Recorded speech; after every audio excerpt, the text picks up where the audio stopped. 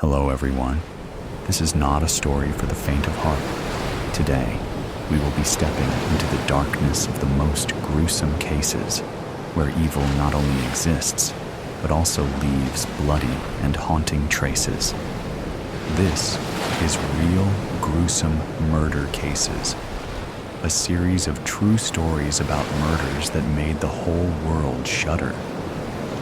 If you are ready to face the cold truth in the gruesome corners of humanity, come with me to delve deeper into each case. A woman of loose morals. Neha covered her head with the dupatta of her salwar kameez and wrapped it across her shoulder. She put on the oversized black sunglasses borrowed from her roommate, Kavya, who, along with the rest of the second-year students of Kasturba Medical College, was attending the first lecture of the day. Dr. Swami was one of the lenient professors, and students often got away with marking proxy attendance for their friends. As Neha checked the pen drive in her pocket for the 10th time, she prayed that Kavya would successfully mark her proxy attendance today. Her life depended on it. Leaving behind her Honda Activa parked in the hostel parking, Neha hailed an auto rickshaw 100 meters from the college gate. There could be CCTV cameras outside shops in the market where she was headed. Arriving in an auto rickshaw, dressed in a plain white salwar kameez with her head covered and most of her face obscured by the oversized sunglasses, would make her indistinguishable from the other women walking on the streets. With the auto rickshaw noisily chugging towards the market, Neha fought off a fresh wave of nausea as she recalled the threatening calls and obscene WhatsApp messages she and her friends had been receiving for the past 6 days, while the boys were being threatened with their limbs being hacked off and their eyes ripped out of the sockets. The girls were being terrorized with warnings of brutal rapes and horrifying acid attacks. The message was loud and clear. Withdraw your testimony or face the consequences. Due to fear of backlash and pressure from their families, 10 out of the 12 students had already withdrawn their testimonies, including the boys and girls who had been hospitalized. After all, the right-wing organization they were up against had strong political affiliations and big muscle. In the past few years, the organization members had been accused of vandalism, ransacking, and violence against minorities. But unfortunately, there had been no convictions. The Mangalore city air was heavy with humidity, but Neha felt a fresh chill sweep through her body as she imagined the repercussions for herself and her family. If the organization found it was she who provided the incriminating evidence, her fear was swiftly replaced by sorrow as she recalled the phone conversation with her family 2 days after the incident. I have already spoken to Mathur. Your testimony has been withdrawn, Neha's father had said on the phone. Mr. Mathur was the police commissioner of Mangalore City and an old friend of Neha's father. But Papa, how could you do that? I've been urging all my friends to testify. How can I back out? You will do as you're told. As it is, you've brought shame upon the family. I have brought shame upon the family. A heavy silence had settled on the phone line. Neha could hear her mother admonishing her father in the background. Beta, we care about you. We don't want you to get hurt. Her mother's voice was taut with anxiety.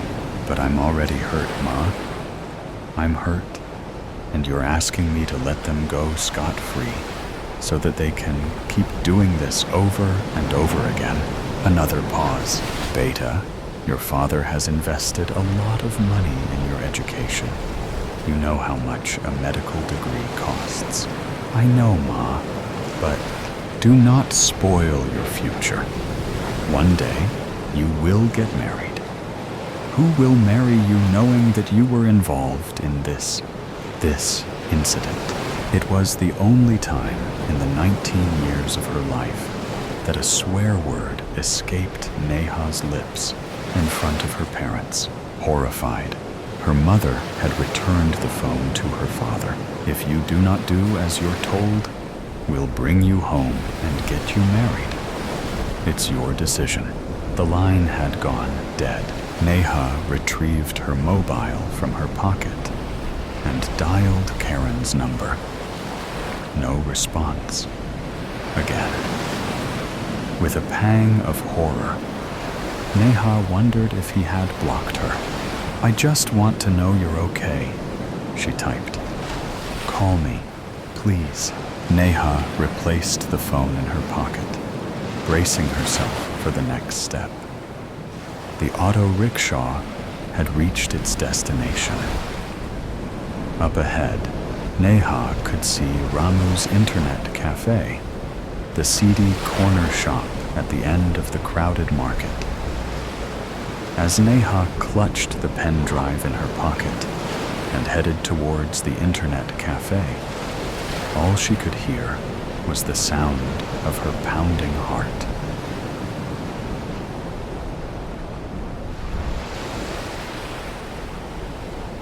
"6 days ago, never have I ever," paused Raj, the lanky second-year student of Kasturba Medical College, had 2 girlfriends, or boyfriends, at the same time, as 4 boys and 2 girls brought their glasses to their lips for a drink.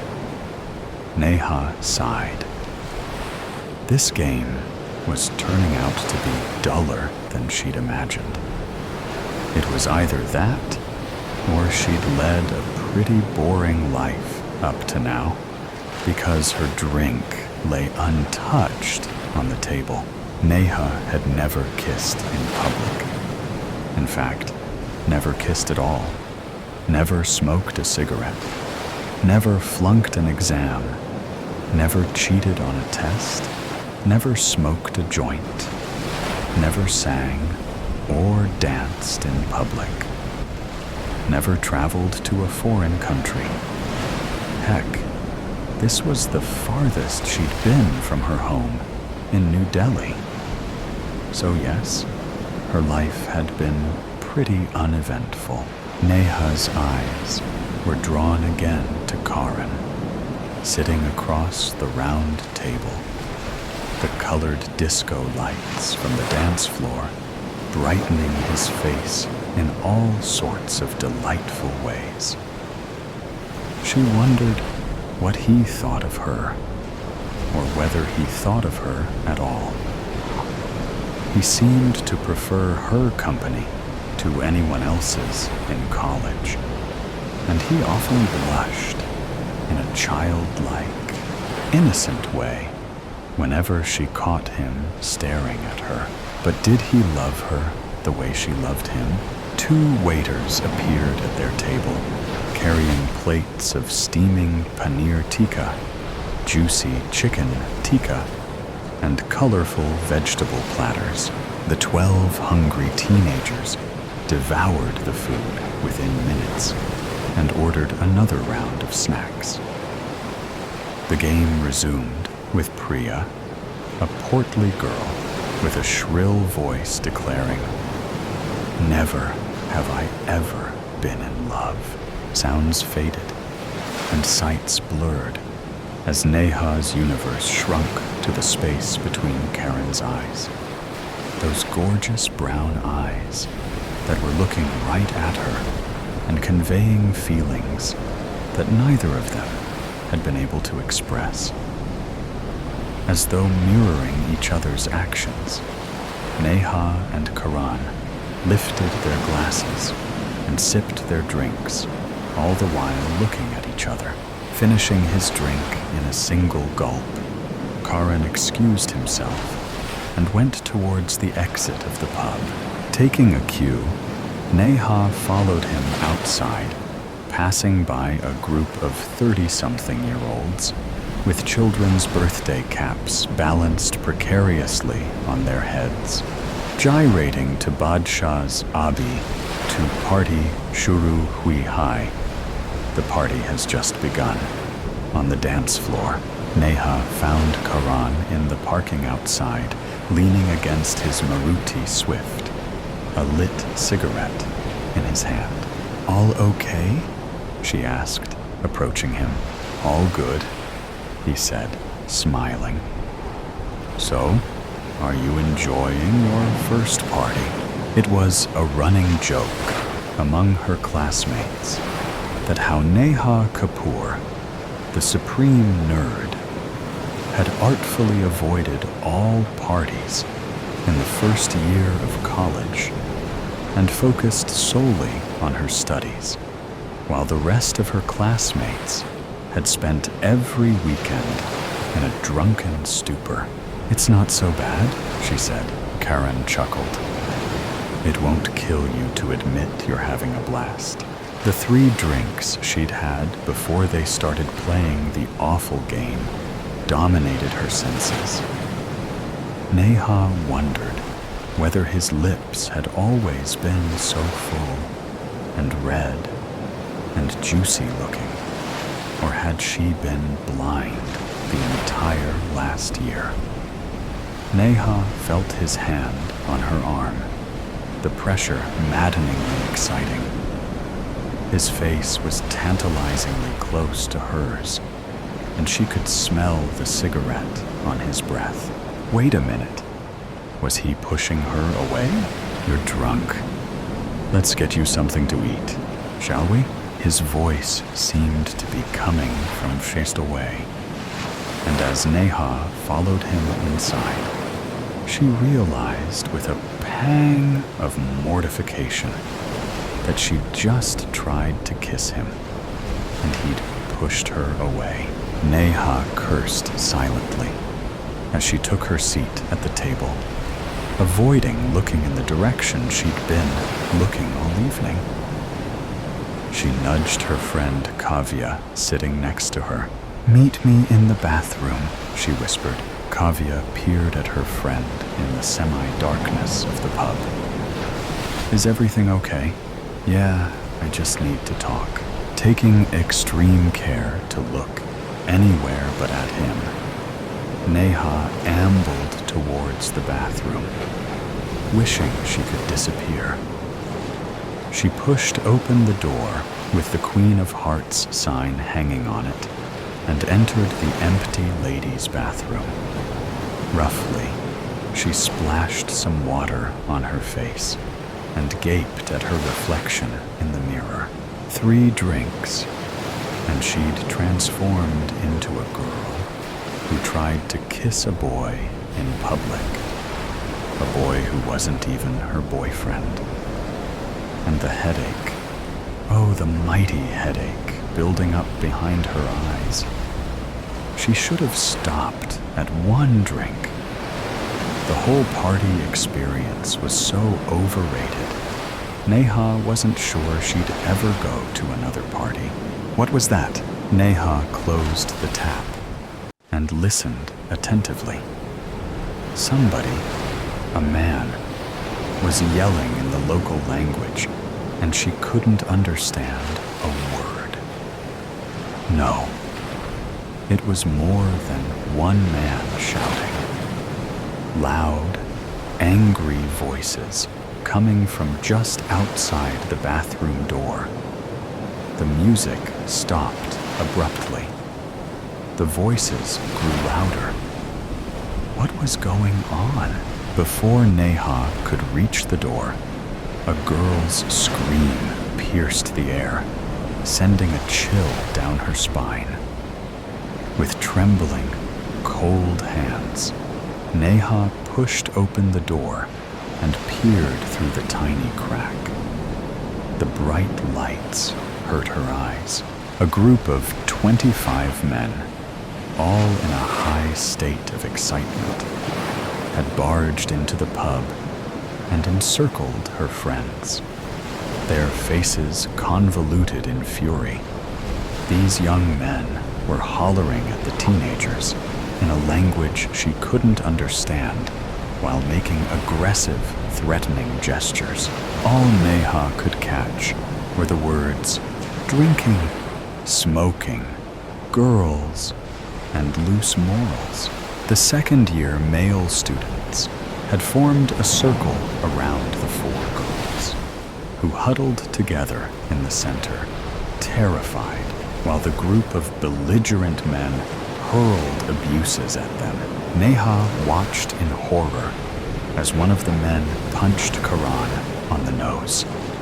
He stumbled backwards, holding his bleeding nose. It was at that precise moment that pandemonium erupted, with first flying through the air, crushing and snapping and breaking bones, a congealed mass of humanity, shoving and yelling and crying, heads and limbs sticking out at grotesque angles. Neha tore her gaze away to look for the staff of the pub, the manager, somebody who could help, but there was nobody in sight. The older partygoers seemed to have fled, leaving the teenagers at the mercy of these goons, trying to be inconspicuous. Neha hunkered low on the floor and dialed Mather-uncle's number with shaky hands. It was 11:05 p.m. Mathur-uncle picked up on the third ring. "Neha, is everything okay?" His voice was alert and tense. Clearly, the call had been unexpected. Neha relayed everything as clearly and precisely as she could. "I'm dispatching units right away. I'll be there in 10 minutes. Lock the door. Stay in the bathroom." Neha closed her eyes, teardrops running down her cheeks. Her friends were being beaten to a pulp by these fanatics, and all she'd done was make a phone call while hiding in the bathroom, like the coward that she was. The screams were piercing her eardrums, firing bolts of agony to her brain. She couldn't just sit here and wait. She had to do something. But what could she do? If she went outside, she would get beaten up too. How could she help then? Neha glanced at her sneakers, grateful she wasn't wearing heels, and turned on her phone's camera.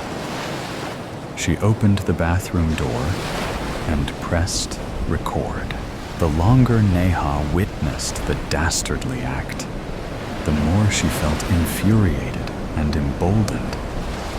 She stepped out of the bathroom in her black, knee-length dress and her red sneakers, zooming in on the face of each attacker one by one. The girls had been yanked away from the boys and were being slapped and dragged by their hair by a group of 10 men who had surrounded them. On the other side, the boys were being brutally kicked and punched by another group.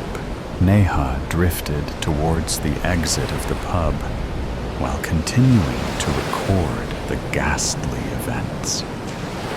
When she was sure she had captured every man's face on camera.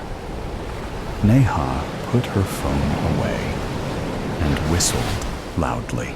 Some men turned around and spotted her. They began yelling at each other. "Catch me if you can, assholes!" With these words, Neha turned on her heels and sped towards the exit of the pub. A group of men dashed after her, breaking the circle around the girls, who pushed the rest of the men out of their way and hurried to the exit. Fear pumped through Neha's veins like adrenaline, propelling her through the parking and towards the main road, deserted at this time of the night. 15 men were chasing her, bellowing and cursing and making obscene gestures. Neha wasn't sure how long she could outrun them or where she could go. Her college was 6 kilometers away, and even if she ran all that distance, she didn't think her pursuers would stop at the gate as Neha turned left at a traffic signal. She could hear the police siren blaring, and just a moment later, the headlights of 2 police jeeps blinded her. She paused and spun around to see that the men had stopped, turned 180 degrees, and were now running away from her and the police jeeps.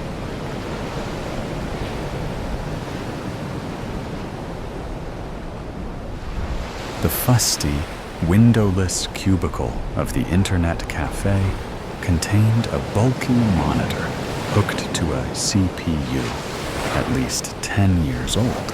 As Neha plugged in the pen drive, her mobile began to ring. "Karan, where are you? Are you okay?" she said breathlessly. An ominous pause. "Neha, I'm okay. Listen carefully. I called to say goodbye," he said in a hoarse voice. "What? What happened?" "My parents have transferred me to another medical college in another city." "Why? Where are you going?" "I can't say." "Look, I'm sorry. Just stay away from this whole business, okay? It's the only way to stay safe. These people..." His voice trailed off. "Karan, I have to go now." "Goodbye, Neha." The line went dead. Neha stared at her mobile, feeling like the whole world was spinning beneath her. A news app on her mobile flashed a news report about a statement by the founding member of the right-wing organization that had attacked them 6 days ago. "These girls come from all over the country, drink, smoke, and walk around in the night, spoiling the traditional girls of the city. Why should girls go to pubs? Are they going to serve their future husbands alcohol? Should they not be learning how to make rotis, Indian bread? Pubs and bars should be for men only." We wanted to make sure that all the women in the city are home by 7 p.m. Neha gaped at her phone in mute disbelief. The computer screen prompted her to create a new account. It was the anonymous account through which she intended to upload the video and broadcast it. Neha brought her hands to the keyboard and began typing the account name. A woman of loose morals.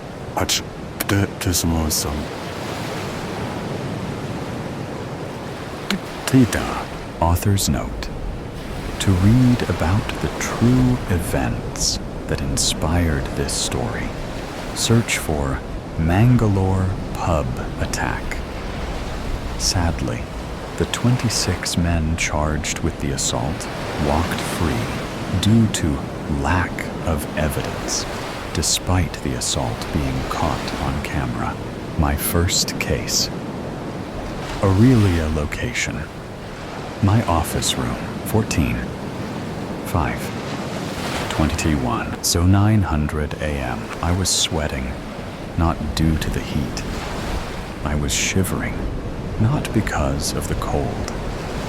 It was all fear, nervousness. I saw myself in the mirror. My chocolatey brown skin glowed. My face seemed like a scared child. A woman in her 30s was standing at my door. Her face was pale, and her eyes were brimming. I felt Jack's presence in my room, so I tried to act normal.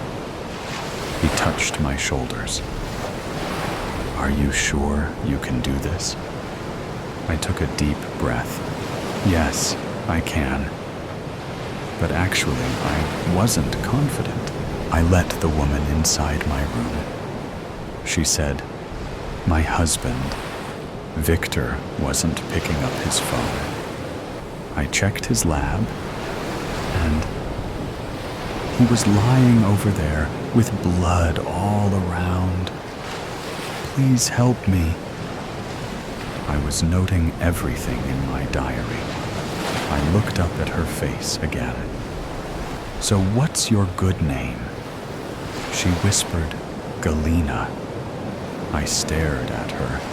"So, ma'am, is your husband alive, or?"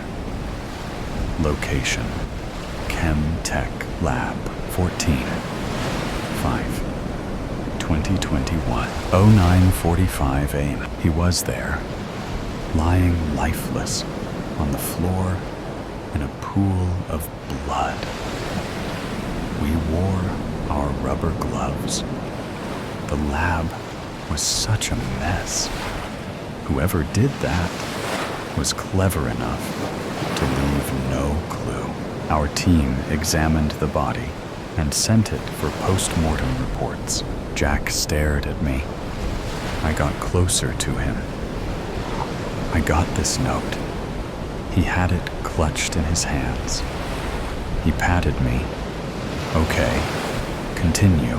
It wasn't a note. Rather, it was a page from some kid's counting book. There were few numbers circled in it, and most of the words he had written on the page were either blotted due to sweat or soaked in blood. There was something scribbled, and next to it was written in a terrible handwriting, "Feel." That did ring a bell. Jack peeped into the paper. "What is it?" I replied, "I guess it is feel, an archaic word for faithful, or maybe Fe is iron, Al is aluminum." Galena interrupted. "No, it's Felix Allen." I got curious. "Who's that?" She glared outside the window. "He's Victor's best friend, colleague, 10 years younger to him." Below that, there was blood, and the only thing I could read in between, that was Nikum. "And Veer?" Jack asked. "Aura, what is Nikum?" I took my eyes off the paper. Probably it's a surname. One of my classmates had it. I moved to the surveillance room. Galena followed me. This room is incomplete. There's nothing to check here, lady. Victor hasn't installed the cameras yet. After sealing the area, we met the watchman. "Sir, you were supposed to be on duty last night." He nodded his head. "Yes, ma'am." I walked closer to him. So what seemed unusual last night? He replied, "Nothing of that sort, ma'am. As usual, Victor, Sir, and Felix had a terrible fight. And yes, he was the only one who came here last night. He tried to avoid eye contact with me. Galena came up. Victor and Felix fighting with each other doesn't surprise me." And she went away. Location: my office room, 14/5/2021, 3:00 p.m. I slowly asked, "Jack, how was I doing yesterday?" He chuckled, like how beginners do. The post-mortem report arrived. Jack glanced at me. "Aura, what does the report say?" I responded, "Nothing unusual. Cause of death is hemorrhage. Time of death is 02:47 a.m. He sat beside me. "What did you derive from the bizarre note?" I took a sip of my coffee. I've given the note to Elena to find out the order of numbers he circled. Through the past ink detector, Elena entered the room with her usual radiant smile. "Here you go, Aura." I and Jack peeped into it. The numbers he circled were 66, 57, 7, 8, 74, 68. I made funky faces. What is this? Probably this guy went nuts before he died. Jack stared at me. "The only one who's going nuts is you. Listen, beginner. See, there are 10 digits. Probably this is a phone number." Unable to control my curiosity, I dialed the number to check. It said, "This is Felix. I'm busy. Leave a voice message." I felt so embarrassed, even though it was my first case. Location: Felix's house, 15/5/2021, 8 a.m. I knocked at the door. I was nervous, excited, and don't know what else. The door opened. A man, probably in his 50s, stood there. He wore short floral trousers and a white, crumpled shirt. "May I know who's this?" I beamed. "I'm Aura. Aurelia. Don't you remember me, Uncle? I'm Felix's college friend." He smiled back. "Yes, I do. Look, girl, you've grown up." I chuckled. Felix was in his room. And what surprised me was the room consisted of both Akara Nikon and Dylan Ower. I felt like it was turning from an investigation to a reunion party. Felix was too in shock. A positive shock. He hugged me. "Oh my God, this day is too good." A few minutes ago, I was telling these guys how upset I am for you weren't here, and he asked me to take a seat. "I'll get you something to eat. By the way, Dylan and Akara got married. You know, they're working with us." I reminded myself I had some work over there. I went inside Felix's kitchen. "Phil, would you mind if I stay here with you tonight? I need to talk something in private." He beamed. "Yeah, sure." He got too excited. Back in his room, I looked all around. Akara said, "So how's life going for you?" I chuckled. Oh, it's crazy. What about you guys? What are you guys working on? Akara replied, this project is supposed to be confidential. I joined this group just last week, as soon as I got married to Dylan. He is the one who introduced this to me. I owe him a lot. Dylan chuckled. Don't mention it, girl. Everybody in the room had wide smiles.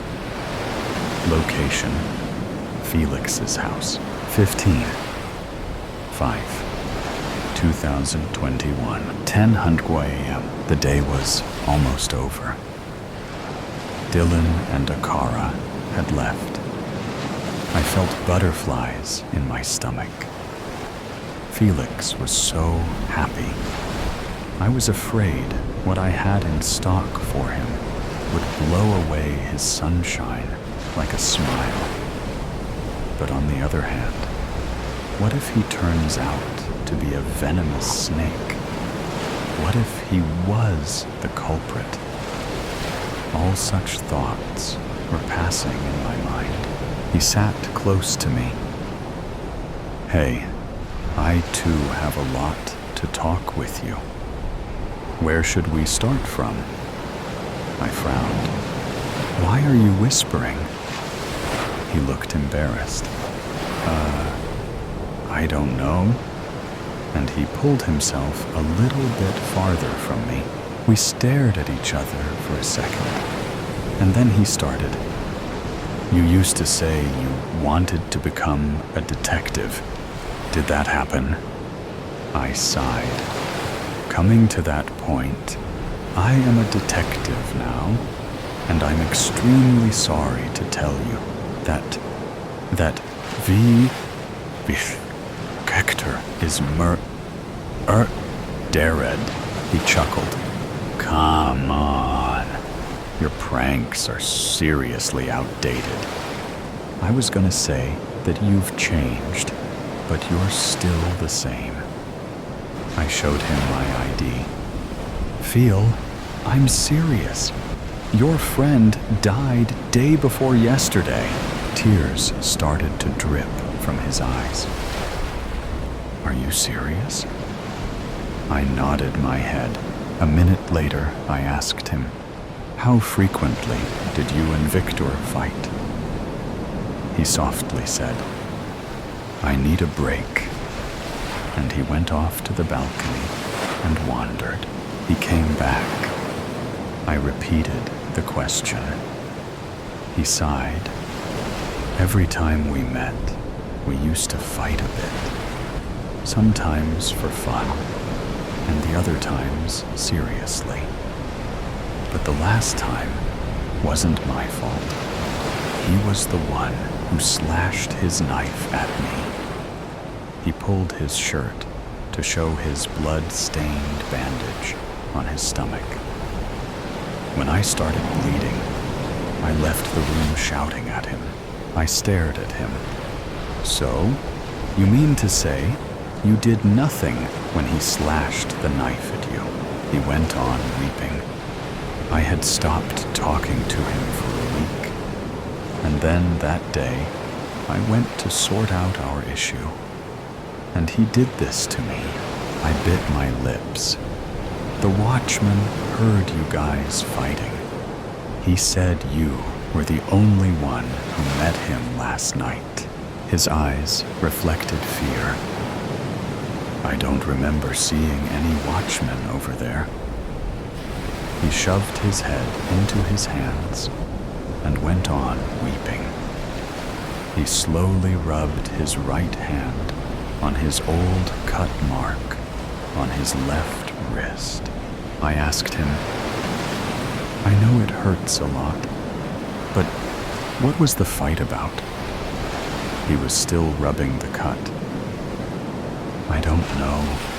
He was hiding something about the project, and I almost did everything in the project, but he never paid me on time. Or maybe he never paid me. I was struck in a terrible financial situation. he went on, weeping. I thought maybe this played as a motive to kill him. Location: Chemtech Lab, 16/5/2021, 09:30 a.m. Back at the lab, I met the watchman. Hey, good morning. What else do you know about Felix's and Victor's fight? He waited for a second and said, well, you know, lady, they fight for the silliest thing in the world to the most serious thing in the world. Felix would frequently threaten to quit the project if he wasn't paid. He never understood that Victor was too in a financial issue. He wasn't able to pay his daughter's fees. I asked, anything else? He thought for a moment again and said, few days before they fought, Felix stole the money Victor had for paying Irina's fees. He said it was an emergency. Victor was very upset because they suspended his daughter from school for a month. I nodded my head. So was the fight verbal or physical? He didn't waste a second. Physical? Galina gave me the key to the lab. Hello? I asked her. If you don't mind, shall I ask you something? She nodded her head. I started. What kind of relationship did Felix and Victor have? She shifted her hair, falling on her face. Victor used to treat him like his own brother, but suddenly things started to fall apart. I then asked her, what about Dylan and Akara? Galina replied, they're cool. They've joined recently. Victor told that if the project was compatible with these guys, then he would no longer need Felix. I roamed around the lab and started feeling thirsty.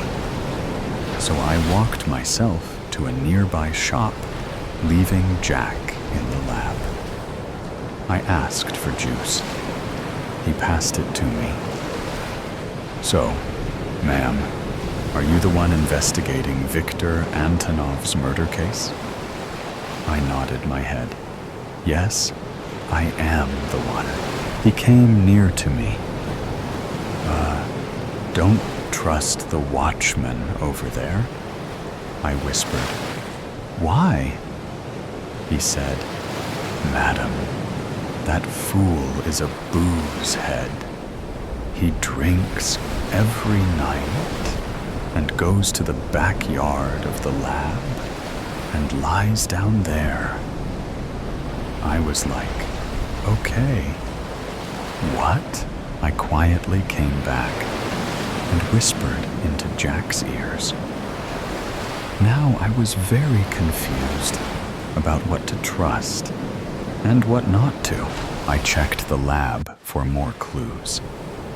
Galina asked us to join her for lunch.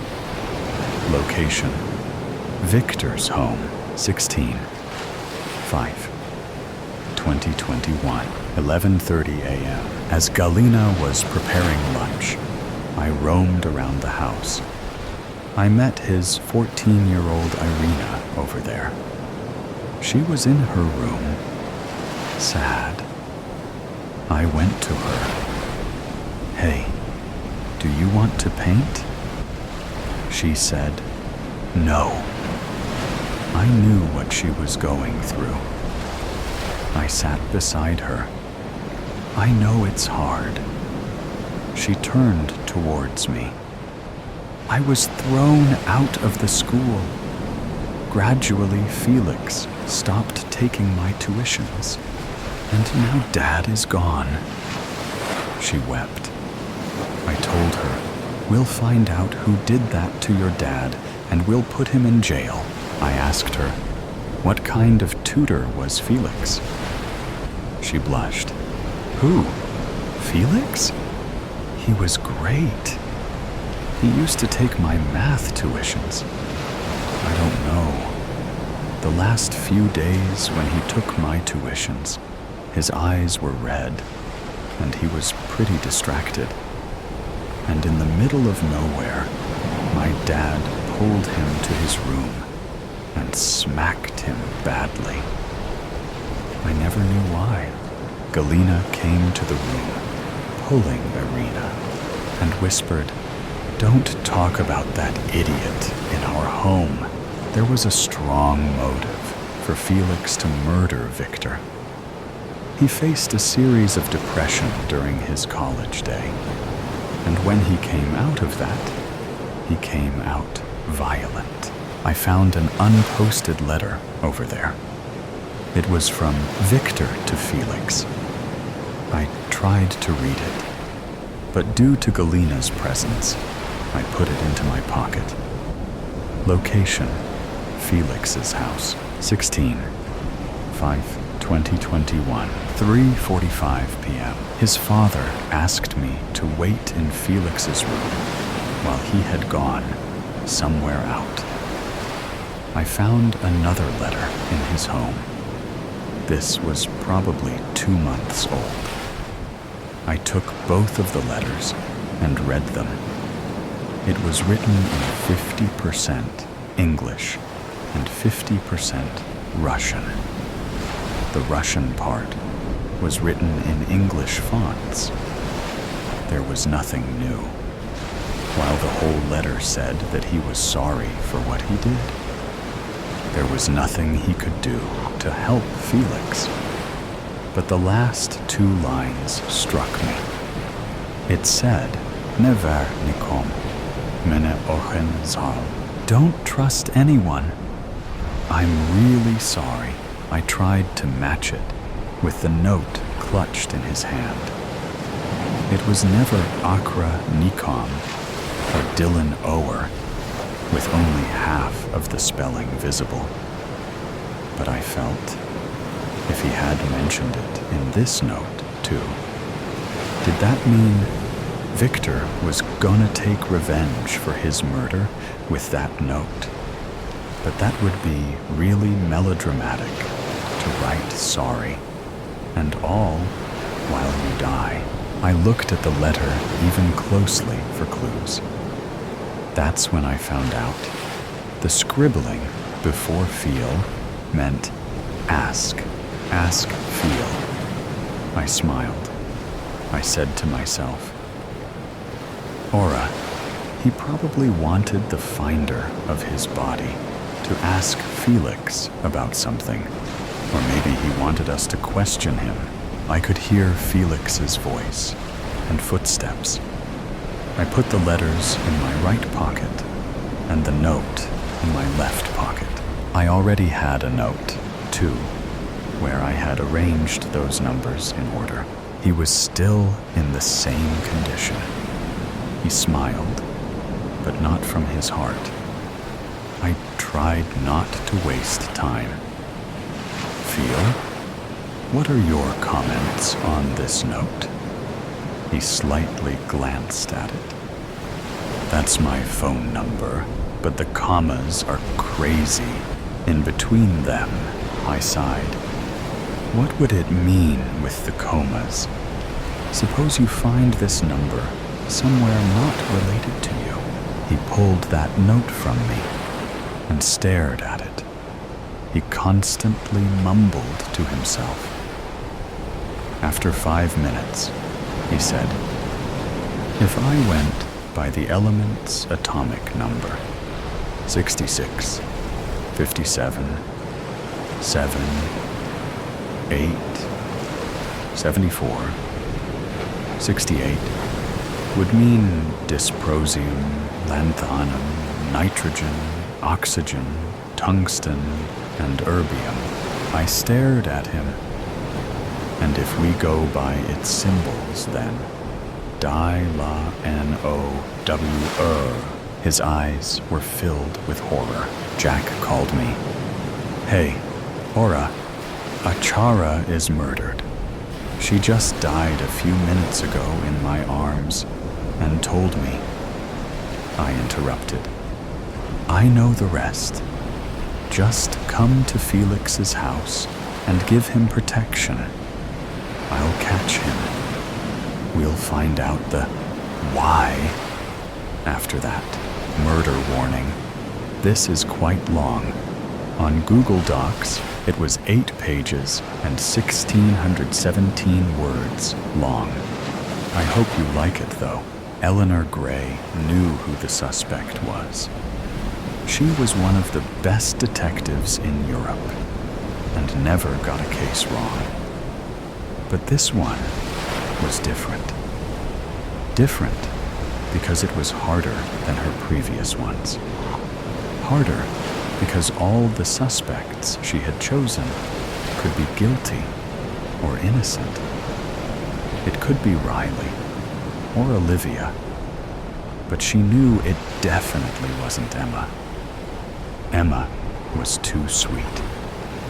But Eleanor had chosen Emma as one of her suspects because she was there for the entire murder. She heard the helpless screams. She saw the scarlet blood. She saw the silver knife gleaming under the moon, dripped in blood. And she didn't do anything the entire time. Miss Gray. And for a while, Eleanor forgot she was at court. Miss Gray, may I not need you to forget that you are at court at this moment.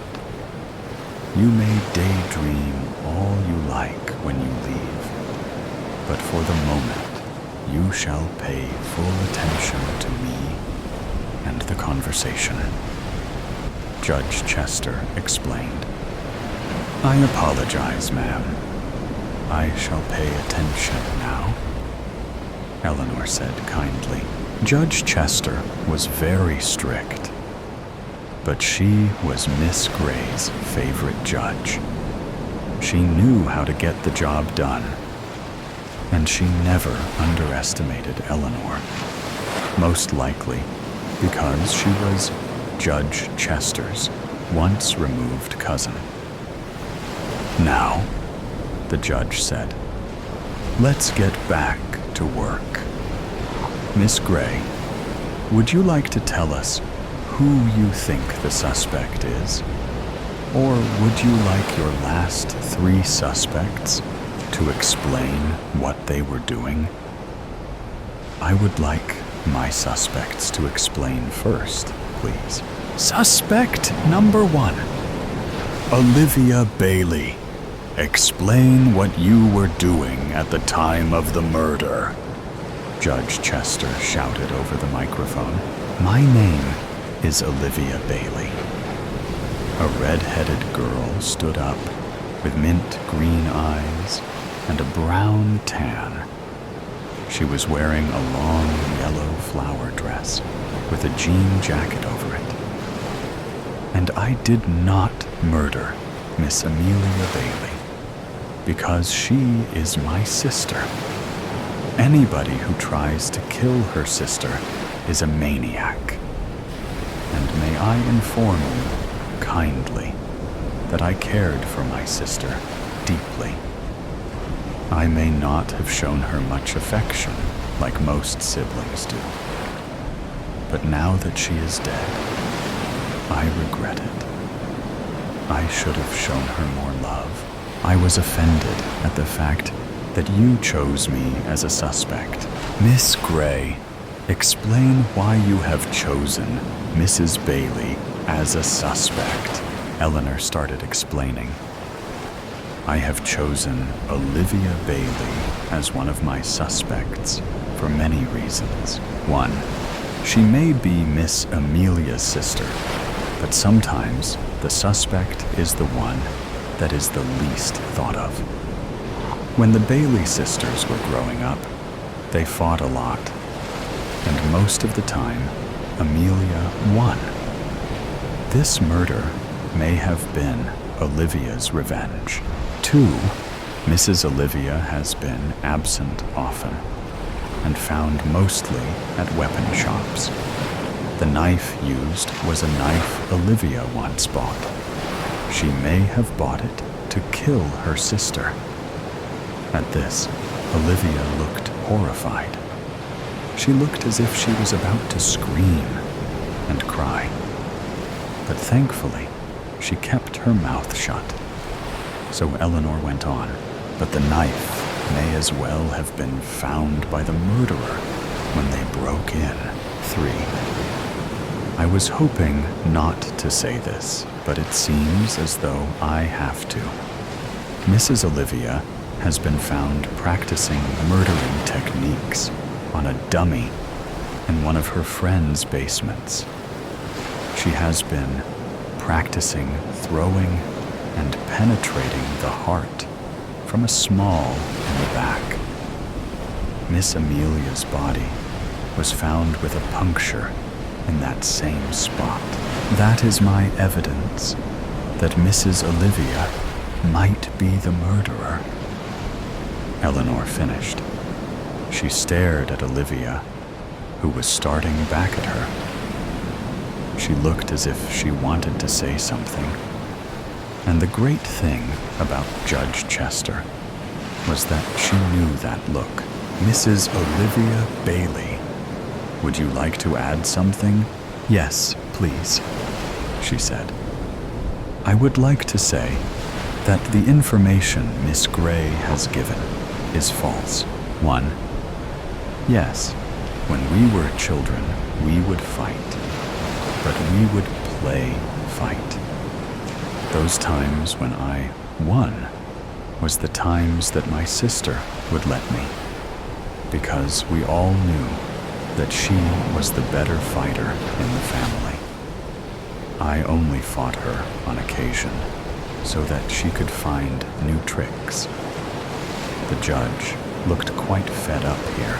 Mrs. Bailey, I understand where you are coming from, but we do not have the time for you to explain yourself. You may moan all you like, but for the time being, I have to trust the detective, Miss Gray. Now then, Miss Riley, explain what you were doing at the time of the murder. A tall girl with black hair and brown eyes stood up. She was wearing one of the shortest dresses Eleanor had ever seen. I didn't even know there was a murder until you told me before yesterday on the phone, she said, poised and calm. Too poised and calm, which wasn't natural for a suspect, unless they were the murderer, or she was just a calm person in general. But Eleanor and Riley had gone to the same school, and if Riley lacked something, it was calmness, patience, and calmness. It's not natural, Eleanor said, for somebody to be so calm when they are being interrogated. She was standing now and walking towards Riley, her blonde hair flowing in the air, her black hat covered over her hazel eyes, her jeans reaching her ankles where her black boots reached, her black leather jacket over a red shirt. One would think that a suspect would be fighting to stay out of prison, wouldn't they? A criminal would seem calm to cover up their fear. Wouldn't you say so? Miss Gray asked, slamming her hands on Riley's desk, leaning over to stare into her eyes, to see the truth.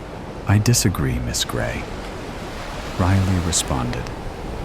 An innocent person would not fight because they would know that they do not need to serve time in prison. May I ask, Miss Riley, how many times you have been a detective trying to solve a crime? None. But if I must say so myself, I do watch a lot of court on television. And when we try to figure out who the criminal is, we are correct most of the time. And is court your favorite thing to watch? Yes. And at that, Miss Gray walked away and sat down, crossed legs on her desk, and hat tipped over her eyes, but keeping an eye on all three suspects. Now, Emma Williams, explain what you were doing at the time of the murder. I was working at my restaurant, ma'am, Emma said. She was the only one who wasn't wearing a dress.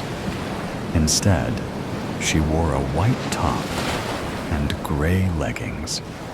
Her brown hair covered her eyes, but Eleanor could still make out that they were the color of a storm at sea, a wild and free storm, but shy, just like Emma's character. And what exactly do you do at your restaurant? Miss Gray asked. I am a waitress. I take orders of food and drinks. I am quite familiar with what a waitress is, but what I do not understand is how you know Miss Amelia Bailey. From all the records we have seen, we have not heard anything that mentions Miss Bailey. So tell me, Miss Williams, how do you know Amelia? After a moment's hesitation, Emma said thoughtfully, our parents were close friends when they were younger. I grew alongside the Bailey sisters, but we kept it a secret. That is all the information we need from you, Emma, Eleanor said in a flat tone. After thinking thoughtfully, I have decided on who the criminal is. Judge Chester stared at Eleanor, though was not surprised. I have decided, Miss Gray went on, that the criminal is nobody. Everyone in the room was shocked. There were soft murmurs. Eleanor could only make out a few. What does she mean by nobody? Surely she has made a mistake. Silence, the judge shouted. Miss Gray, I do not understand. There has been proof of Miss Amelia Bailey's death. How is there nobody who killed her? Let me explain. Eleanor started. I am correct that only I saw the dead body, yes? Well, there was a puncture in her skin, in the same small of her back, as Miss Olivia was training. However, the sisters were only play fighting, like they did when they were little. They had agreed that they are allowed to use sharp weapons, and the reason Olivia was found training was for that match. Amelia was using their training room, and when the match started, Miss Amelia couldn't find her armor, so she thought she would be fine. Sadly, she died from blood loss. Yes, there was a puncture in her back, but it was very small. And somehow, overnight, she had died from blood loss. Miss Riley, you and Amelia were good friends when little, and you both loved watching court. I know from the information you gave me, you kept saying we instead of I or me. You meant Amelia as the other person, and Emma Williams. Or should I say, Emma Bailey. Emma Amelia Bailey. Amelia had a twin sister, an unknown twin sister that Mr. and Mrs. Williams agreed on raising. I believe Amelia Bailey's full name is Amelia Emma Bailey. Yes, it is. So that concludes it. Nobody is guilty. Amelia Emma Bailey's death was unintentional, and she was finished. Another case closed, and she walked out of the hall to her apartment across the street. The Rolodex robbery. Last week, tragedy struck, and my home was broken into. I came home exhausted from work one day to see the glass in my door shattered, cupboards ajar, papers strewn about the floor. Naturally, I sprinted back outside and immediately called the police as my heart was attempting to shatter my ribs. Thankfully, the police showed up fairly quickly and cleared the house. Whoever broke in was long gone. The one hand. I was relieved, because if I had walked fully in and they were still there, who knows what could have happened. On the other hand, I had no idea who did this, and now it would require an investigation. Once the crime scene investigators cleared the house for me to enter, I took a quick inventory of what was missing. TV? Still there. Jewelry? Here. Computer. It's been accessed, but nothing was added or deleted. Any major items of worth were still there, but I still had one more place to look. I went into my kitchen and checked the false bottom in the cupboard underneath my sink. My heart splattered into the floor when I saw that the safe that I normally kept there was missing. There was a giant, gaping hole in the dust where my super secure safe used to be. Officers, officers, I cried. I know what's missing. I know what they were after. One of them flipped to a new page in her notebook. Okay? What is it? My family's secret recipes. They were all in a Rolodex that I kept in a triple-locked safe that was hidden underneath a cupboard. The two police officers shared a look. Recipes? That's what all this is about? I took a breath. Yes, I know how it sounds. You need to understand that my family has been the top champion in every local, regional, and state bake-off for the last 10 years. I come from a very long line of exceptional bakers, and I'm willing to bet that if it came down to it, someone would kill for these recipes. Neither officer looked particularly convinced, but they wrote down my statement anyway. All right, Ms. Norman. We'll analyze our evidence and start on the investigation. We'll get back to you if we get some answers. The police finally cleared out of my house, and I was left with the wreckage of the break-in. For the next 4 hours, I swept, wiped, mopped, and tried to get rid of any sign that someone had broken into my house. In doing all that, I had time to think. Chances are, it'll be a while before I get any answers. If I get any answers, I might just have to take matters into my own hands. Pouring myself a cup of tea, I sat at my kitchen table, staring at my sink. Who would know where I keep those recipes?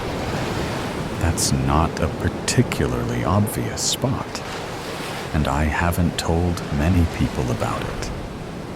I haven't told many people about it. At that moment, I came up with a particularly genius plan, if I do say so myself. There are a select few people that are aware of not only my family's recipes, but also that hiding spot. That narrowed my suspect list down to 3 people: Julia, Angel, and Cameron. They're all my friends to an extent, but we met through a baking competition last year and bonded over our competitiveness. Normally, they're good people, but when it comes to baking, the gloves are off. I wouldn't put it past one of them to steal my recipes to give their holiday desserts an edge. Sitting at that table, I kept tapping my fingers in thought. The annoyance at both myself and the intruder settled deep in my stomach. I didn't mean for any of them to see that spot in the first place. I was cleaning up before they came over and had my headphones in, so I didn't hear them knock or come in. Honestly, them just coming in when I didn't answer the door should have been a red flag right there. I had just put the Rolodex away after returning a recipe to it when I turned around to find the 3 of them standing in my kitchen. After that, I should have just moved it, but at the time, I didn't think any of them would go as far as to break into my own home. I'm just glad my daughter wasn't home for any of this. Kate thankfully left yesterday to go a college friend's cabin for the week. I don't know what I would have done if she was here when the intruder broke in. Like I told the officer, people would kill for those recipes. Anyway, back to my plan. I figured that if I could get everyone together for a cookie swap, whoever stole my recipes would be almost certainly arrogant enough to try to outdo everyone else using one of them. Betcha they think that I haven't memorized every single secret ingredient that could distinguish those recipes. They would be wrong. The next day, I called all 3 of them, and we arranged for a cookie swap that Friday. I had 2 days to think about whoever is the most likely to steal my Rolodex and what kind of cookie I should make to destroy all of them.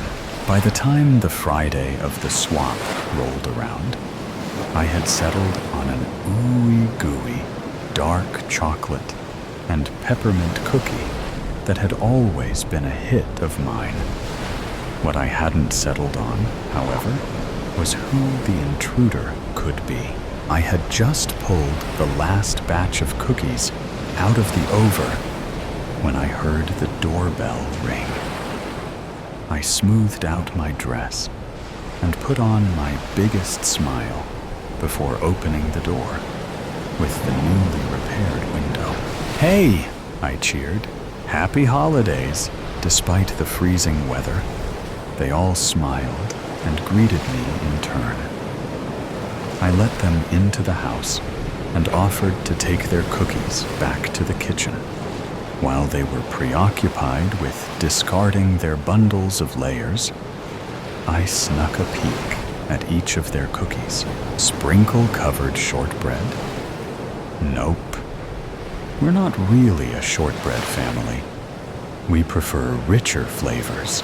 Sugar cookies? Like every family, we do have a classic sugar cookie recipe. But I can't be sure if this is it until I try it. Red velvet cookie with vanilla buttercream frosting? Now that sounds familiar.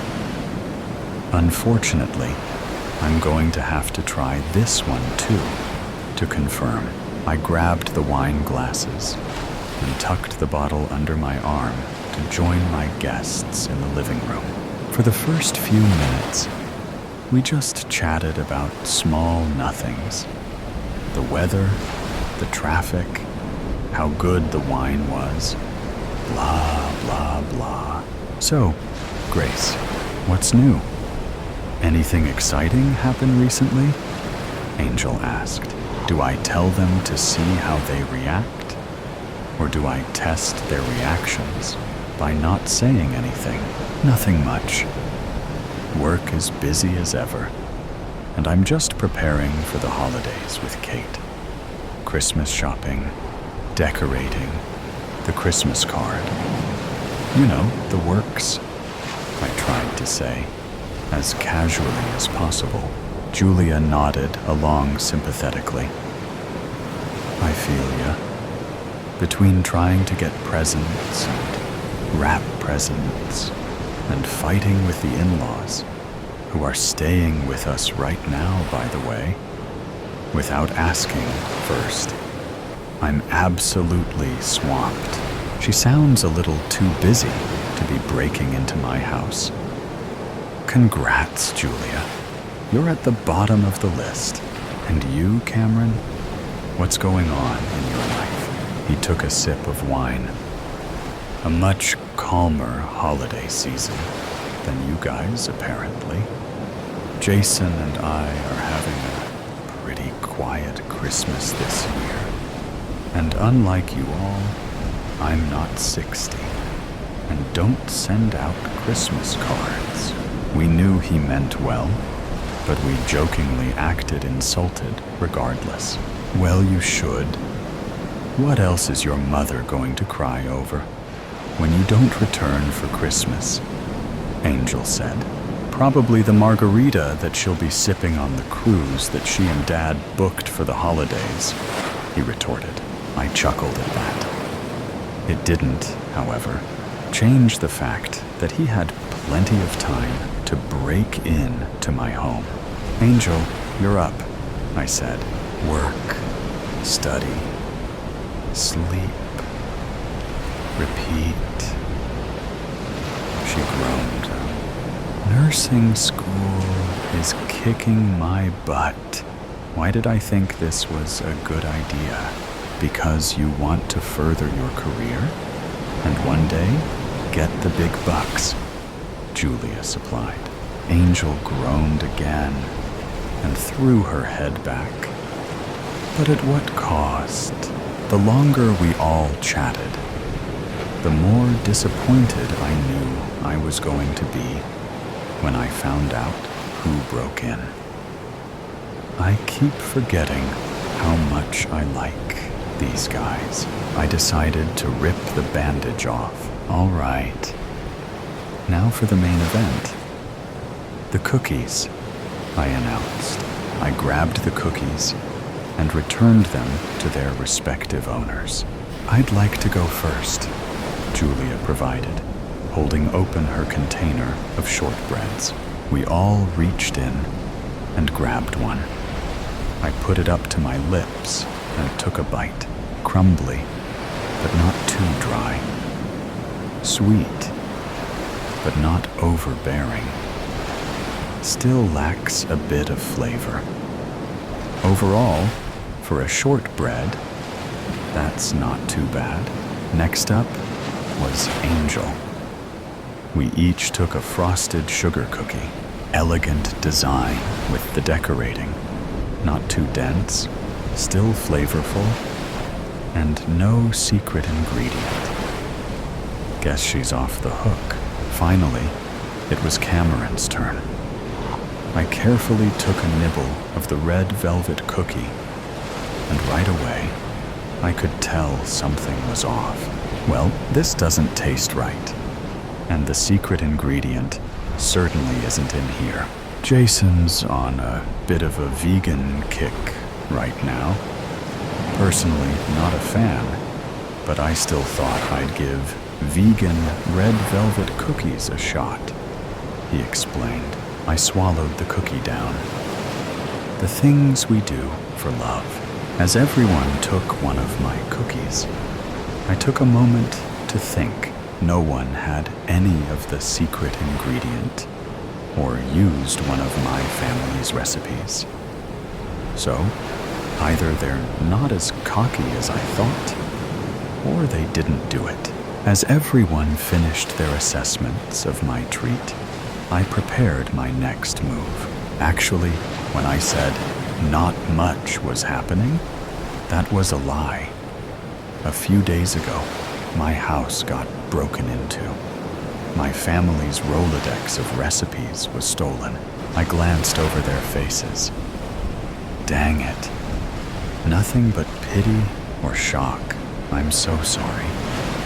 That sucks. That's awful. Are you okay? Thank you, but I'm fine. Wait. Why are you telling us this now? Cameron asked, suspicious. Well, all of a sudden, my phone started ringing. One moment, I stepped away into the kitchen. Kate, sweetie, what's up? Everything all right? I asked. Yeah, Mom. I just had a quick question. How much flour goes into the sugar cookie recipe? That was not what I was expecting her to ask. What? How much flour is in the sugar cookie recipe? I can't read Grandma's handwriting for this part. I took a breath. Honey, do you have all the recipes? Yeah. Sorry. I left the kitchen all a mess. I couldn't remember where it was, and Aubrey was rushing me. And I promised everyone that we would make our special sugar cookies. I left it all in the note on the door. By the way, did the Franklin boys apologize for throwing an ice ball through the window? All the pieces were coming together. It was my daughter who took the recipes and made a mess, and the annoying boys across the street that shattered my door window. My house hadn't been broken into after all. Her note just must have fallen into the puddle from the ice ball and gotten ruined, so I didn't see it. I felt a lot better knowing that none of my friends were to blame for this. No, they didn't. But I'll talk to them later. It's 2.5 cups for one batch. And when you add the secret ingredient, do not let them see. Understood? I told her. And please, don't take the Rolodex without asking me again. Sorry, Mom. Will do. Thanks. Love you. Love you too, I said. Before hearing the tone, I came back out to the living room, 20 pounds lighter with that new information. Where were we? I asked. You were telling us why you're just now sharing the news that your house was broken into, Cameron supplied. I looked at my friends, who could be competitive, but deep down would never go this far. And I felt guilty for ever thinking they could have done this. Just to be dramatic, I suppose, I said. With that, they all smiled, nudging my shoulder. Angel said, "Well, leave it to you." I smiled back and took a bite of my own cookie. Secret recipes or not, I'm a dang good baker. Who killed Amu's son? A loud scream pierced the stillness of the night, and it sent chills down my spine. I heard someone crying in the neighbor's house. The time in the clock showed 12:45 a.m. I was here at my aunt's house, enjoying a long vacation. After my final year degree exams, I knocked on my aunt's door, knowing that she must be fast asleep after taking her medicines. My aunt opened her door, looking worried and groggy. I heard some screams from the neighbor's house. I think there is some problem. I am going there to inquire, I said. She said she would come too, as she didn't want me to go alone. It was warm and sultry outside. We started walking towards the house in the dim lights of the street, amidst the cloud calls of night insects all around us. My aunt lived in a small, beautiful village in Kerala, which was just an hour away from the city. Her only son had migrated to Canada a few years ago and wanted my aunt to join him. But she always refused, saying she was happy in her little village, surrounded by friends and relatives, and didn't want to be uprooted. The distance to the neighbor's house was not much. There were paddy fields all around, bordered by huge coconut trees, which were swaying in the mild breeze.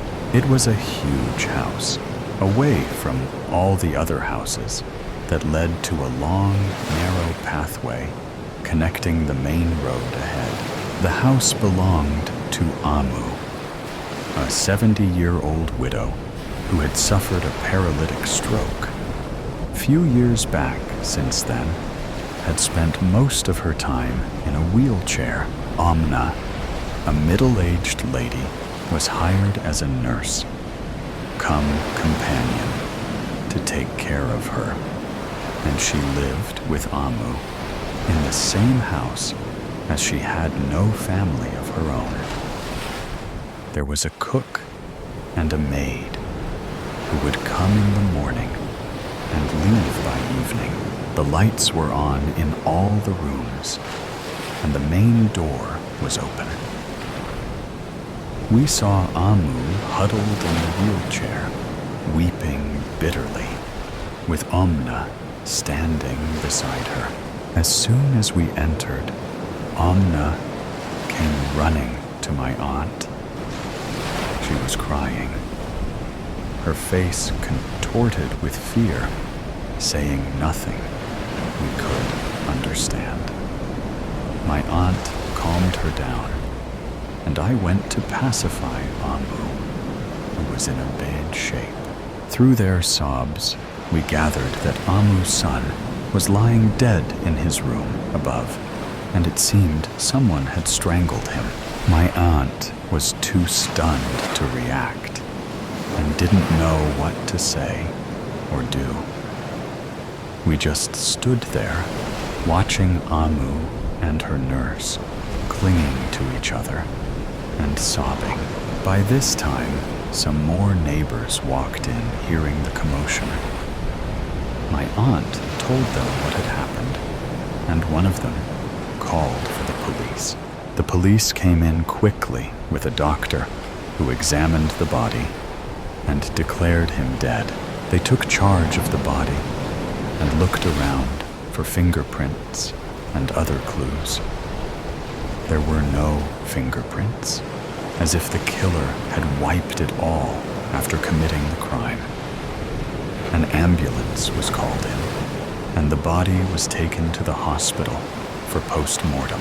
The police came down to interrogate Amu and the nurse. Amna said around 12 a.m. they heard Dev, Amu's son, enter the house as he had his own set of keys.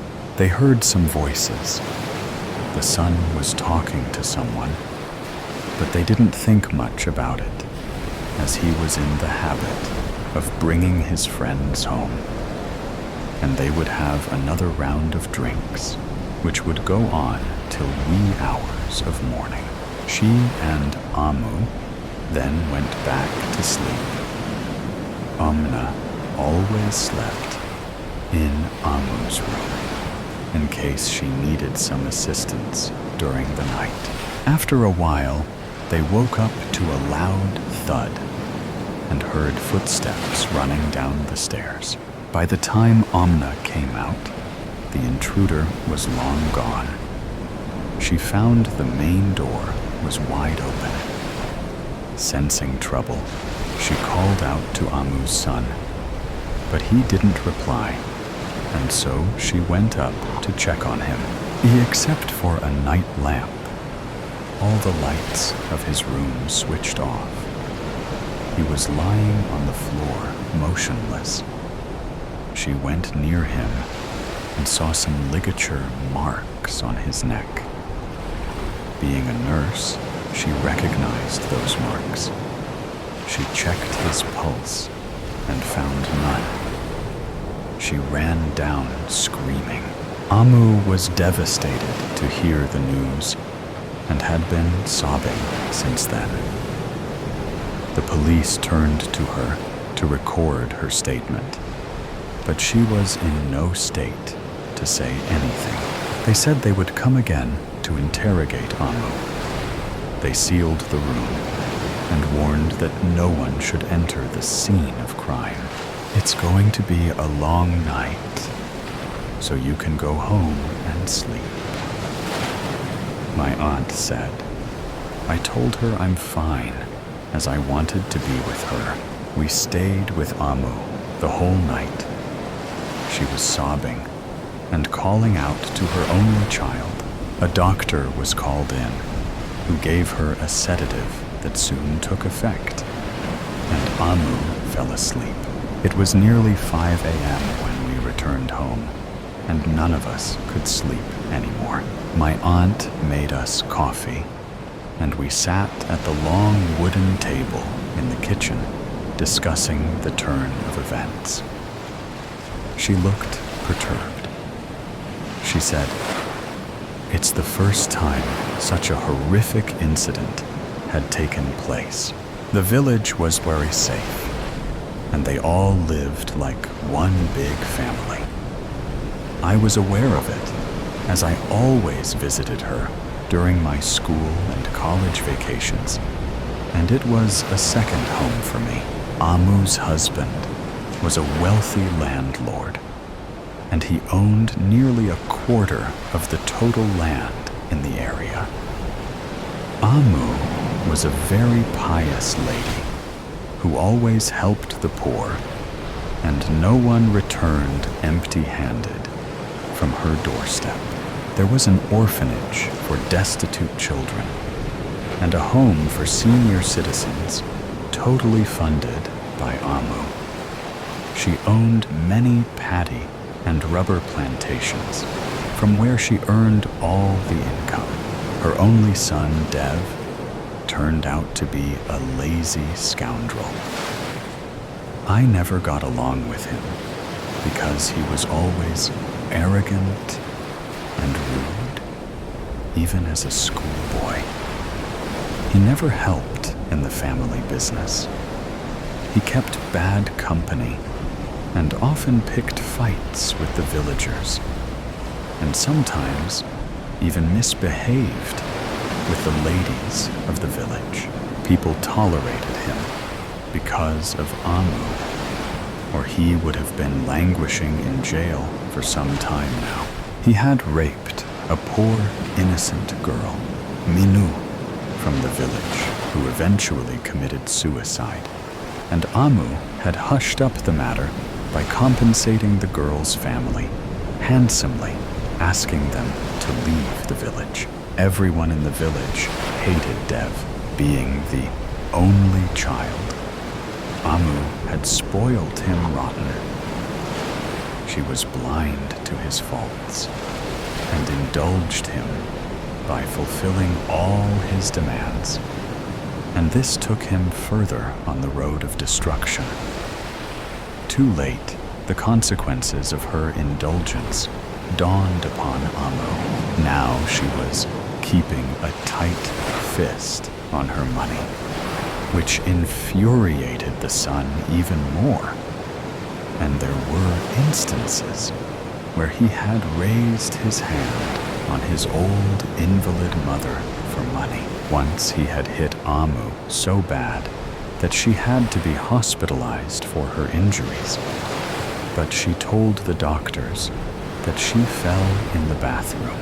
He always treated Omna as a minion and left no chance to belittle her, which she ignored only for Amu. The next day, the police came to interrogate Amu. They said the post-mortem report revealed that the alcohol level was very high in the victim's blood, and he didn't put up any resistance to the murderer. They asked Amu if she suspected anyone. She said he had many enemies, and it was difficult to pinpoint any one person. Are any valuables missing? Asked the policeman. Amu said she kept everything in the bank, except for a little money for her personal expenses in the house. The police ruled out robbery as a motive and felt it must be some personal enmity. They had also checked his call details, but did not find anything suspicious. The last rites of Amu's son took place the next day. Amu sat there, stony-faced and dry-eyed.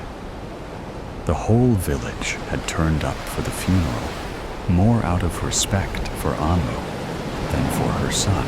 The police summoned her son's friends to interrogate them.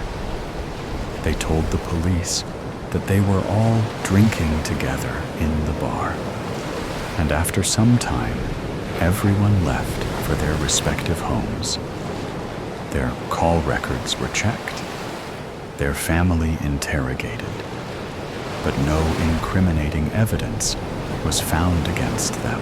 All the goons and miscreants from the village were rounded up for questioning, but the police couldn't find any concrete evidence against any of them, and they were let off as they all had cast iron alibis. They interrogated everyone from the village, including my aunt and me. The investigation progressed, but nothing much came out of it. The police returned after 2 weeks and told Amu that they have found no clue to conclude. It was an outsider's job. They wanted to interrogate Omna, the cook, and the maid again. The cook and the maid said they both had left the house in the evening. Omna repeated her same story, supported by Amu. The police did not argue much, and they left, saying they would keep the investigation on, and if they get any further information, they would let her know. Soon, a month passed, and it was time for me to return home. I booked my flight for the following Sunday evening, 10 p.m. I wanted to go and meet Amu, but she's still in a state of shock and wasn't meeting anyone. My aunt was feeling bad that I had to witness this horrific incident, but I assured her that I was fine. At 8 p.m., the cab driver called to say he was waiting at the end of the road to avoid the potholes and asked me to walk up to the cab. I didn't mind, as I had only one bag, and it wasn't much of a distance. I bid my aunt goodbye, promising to visit her soon, and started walking down the road. I walked past Amu's house, which was in darkness, except for a night lamp in the living room. Amu slept early, by 8 p.m., and no one was allowed to disturb her. Once she was in bed, I heard some voices coming from her living room. Thinking she was still awake, I peeped from the window to shout out a final goodbye. The sight inside chilled my bones. Amu was walking towards the staircase erect and without any support. She climbed the stairs and within no time disappeared inside the room. Amna was sitting near the lamp and reading a book. I was too scared to move or speak and stood rooted to the spot. I managed to reach the cab and literally collapsed on the seat. Throughout my journey, that scene haunted me. Amu could walk? Why was she hiding this fact? Was she the one who climbed up and strangled her son? Or was it Amna? Did they tell lies to the police that they had heard Dev talking to someone the night of murder? I was befuddled by all these questions and couldn't find any answers. I reached the airport by 8:30, checked in and sat down in a corner, lost in thought. Mr. Roy! Mr. Roy! Someone was shaking me rudely. I saw 3 policemen standing before me. I was wondering, why were they calling my name? You will have to come with us as you're under arrest for the murder of Amu's son, Dev, one of them said loudly. Before I could react, they handcuffed me and bundled me into their jeep. My aunt was already in the police station, crying and looking at me in disbelief. How can you arrest me? Do you have any proof? I shouted. The inspector looked at me with a gleam in his eyes and asked me, do you deny that you know Minu? The girl who committed suicide after she was raped. Weren't you in love with her? Isn't it true, the moment you realized that Amu's son had raped her, you wanted to kill him? Didn't you come with a plan to murder Dev? He was throwing questions at me, one after the other, without waiting for an answer. The inspector said that after interrogating almost everyone from the village, he was perplexed, as he couldn't find any evidence against anyone. So, on a hunch, he went to meet Minu's father, who lived in another district. The father was still grieving his daughter's death. He told the inspector that his daughter was a talented artist and had received a scholarship from a reputed arts college, which had been her dream. He proudly showed all her paintings to the inspector. Among those paintings was one of mine, which the inspector instantly recognized. He asked the father about the picture. The father told him that his daughter was in love with this boy. And that moment, the inspector knew it was me. He said that night, I left the house after my aunt went to sleep, knowing she takes sleeping pills and won't wake up until morning. I waited for Dev outside his house and persuaded him to invite me in on the pretext of discuss something important. The moment we went to his room, I strangulated him. I pleaded with them that it's all just a bunch of lies and false implications.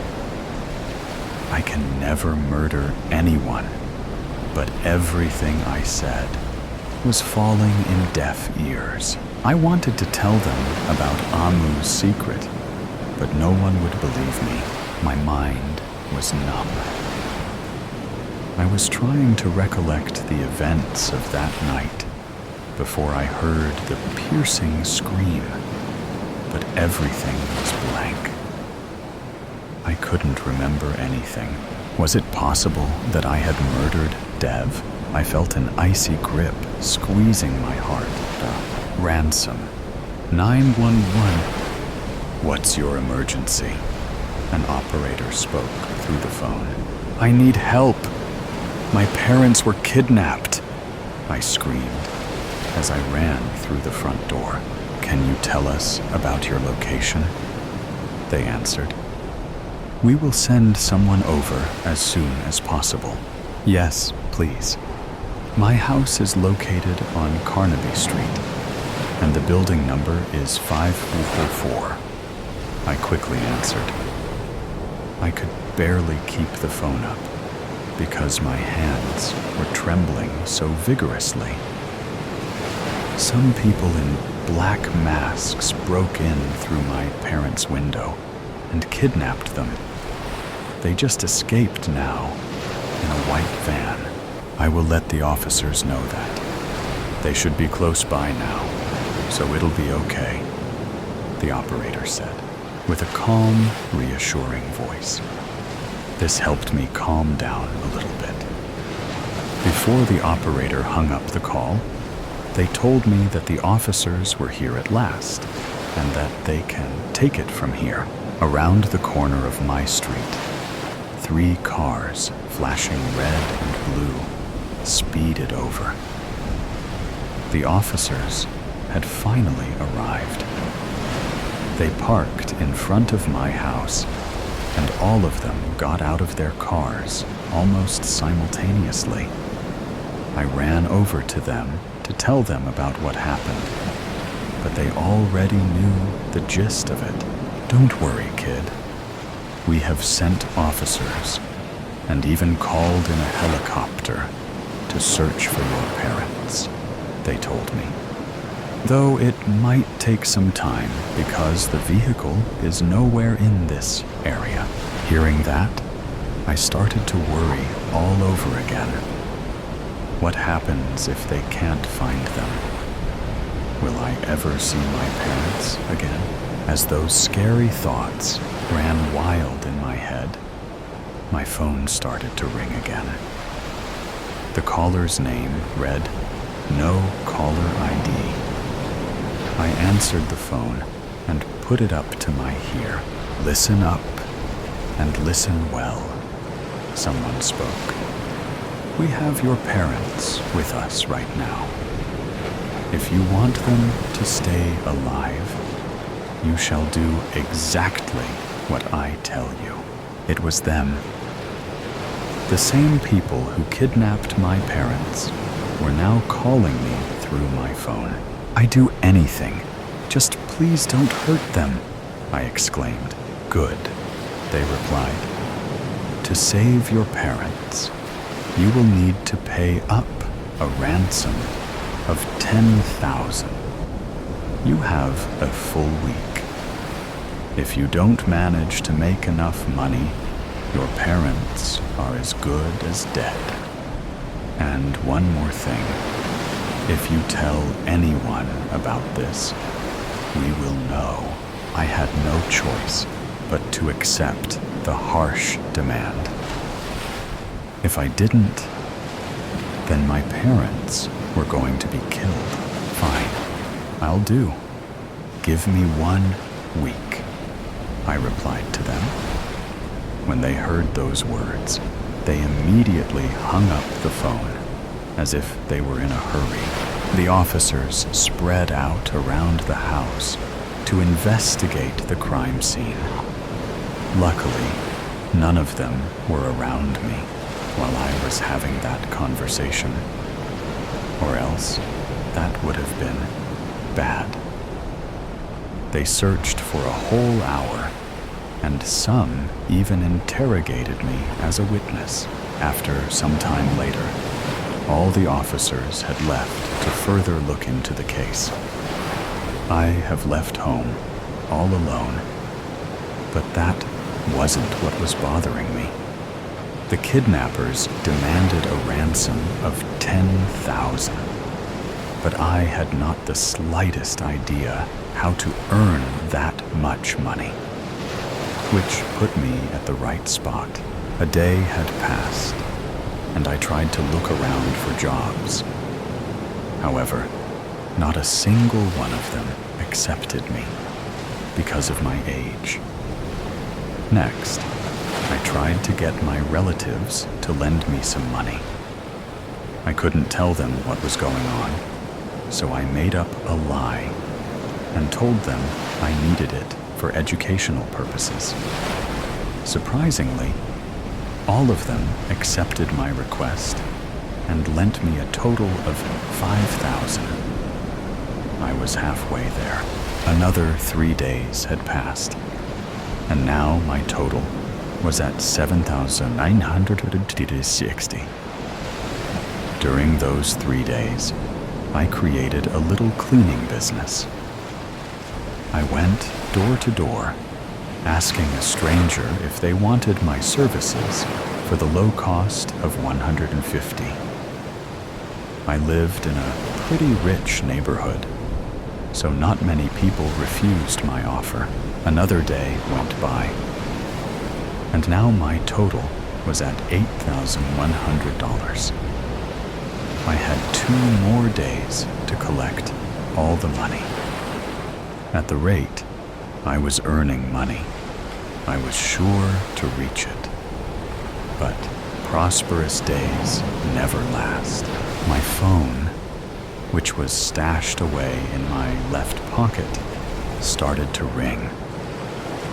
I pulled it out and felt a jolt of fear rush through my body. The person calling me was a no-caller ID. It was them, for sure. Knowing this, I had no choice but to answer. "Hey there, little guy," the kidnapper teased me. "I can tell you've been working hard to get the money." "Yes, I have. In 2 more days, Yeah, about that," they said, interrupting me. "We have decided that we want our money now. You see, one of our criminal buddies has been put in jail, and we need to bail him out." "Wait, no. That wasn't what we agreed on," I yelled at them. "The deal is supposed to end in 2 days. The person on the phone completely ignored the complaint and started, "So, do you have the money? Your parents are safe for now, and you can save them." I didn't have enough. My total, as of right now, was at $8,100, which left me $900 short. What are they going to do? I don't have enough. But I am so close. I have 8,100. "That isn't enough," they interrupted me in an angry tone. "Bring them out." He clearly wasn't talking to me. Rather, it seemed like the caller was talking to someone else. "Since you couldn't hold up the end of the bargain, we will have to dispose of your parents," the kidnapper said. "However, let's make this a little more interesting, shall we?" The kidnapper paused for a moment to collect his thought, while I was just standing there, processing everything he had just said. "I will let you choose who dies, either your mom or dad." As those words reached my brain, my heart almost stopped. "This isn't happening." "You have 10 seconds, he said. "If you don't choose, they both die." My task was to choose which one dies, and it has to be between my mom and dad. If I didn't choose, they would both die. 10. The kidnapper started to count down. While this was happening, I was frozen in the midst of my raging thoughts. 9. What am I going to do? I have to choose one, or both of my parents are going to die. 8. How could I just choose one? I want both of them to be with me. But I needed to choose. 7. I need to choose. But I can't. I can't live in a world without both of them. I need them both. 6. I can't do this. I can't do this. I can't do this. 5. What? Wait, please take me instead of my parents, I cried out. The kidnapper, completely ignoring me once again, continued to count down. 4. It's no good. I'm forced to choose. This can't be happening, right? 3. My thoughts started to get jumbled. I could not think straight at this point. My heart was beating so fast that it felt like it was going to drop dead any moment. 2 seconds remained, and I still hadn't come up with a decision. Is this how it ends? Was all my hard work for nothing? 1. At the last second, I had finally processed my thoughts. But by then, it was too late. Loud sounds boomed through the speaker of the phone. It was the sound of a gun's firing. Then I noticed what had just happened. On that unfaithful day, both of my parents were killed, just because I couldn't make a proper decision. Murder. Everything happened in a flash. I was just about to go to sleep when I heard the telephone ring. I used a rotary dial phone, which meant that I won't know who's calling me. I walked over to the phone and held it up to my ear. Hello? I answered. Hello. This is the Glasscam Police Department. I am the sheriff of this town. You have been convicted of the murder of a person named Paul Smith, who was killed this night. I have sent a few officers to escort you to the department, the sheriff replied. Excuse me, but I haven't done anything wrong, I replied, stammering. I was in my home during the evening. Yeah, right. Tell that to the judge kid, he said in a sarcastic tone. A knock on the door was heard a few moments later. As I opened the door, a swarm of officers piled into the room, some with guns facing at me. One of them, who I assumed was the chief of police, got a pair of handcuffs and tied them around my wrists. You have the right to remain silent, said the chief. I tried telling him that I was innocent, but he said the same words that the sheriff said. What a coincidence, I thought to myself, as I was being taken to the back seat of the police car. I don't remember much after that. While I was in the car, I kept arguing that I was innocent, but the officers ignored me. My height and weight were taken after I got to the station, and I was placed in a small cell. It wasn't cozy at all. Just the life essentials were there. A bed, sink, and toilet. I was too weak and tired to stand, so I started to lie on the bed, starting to drift into my sleep. I woke up to the sound of an officer opening my cell. I got up and was put in handcuffs again. He told me I was going to a trial. I had no lawyer, so they just gave me one. From the looks of the lawyer's crinkled and dirty tie, his wild hair, and slightly broken glasses, I could tell I was going to lose in this trial. A few minutes later, a car came, and I was taken into the back seat. What felt like hours later, I was in front of the judge, who would decide my fate.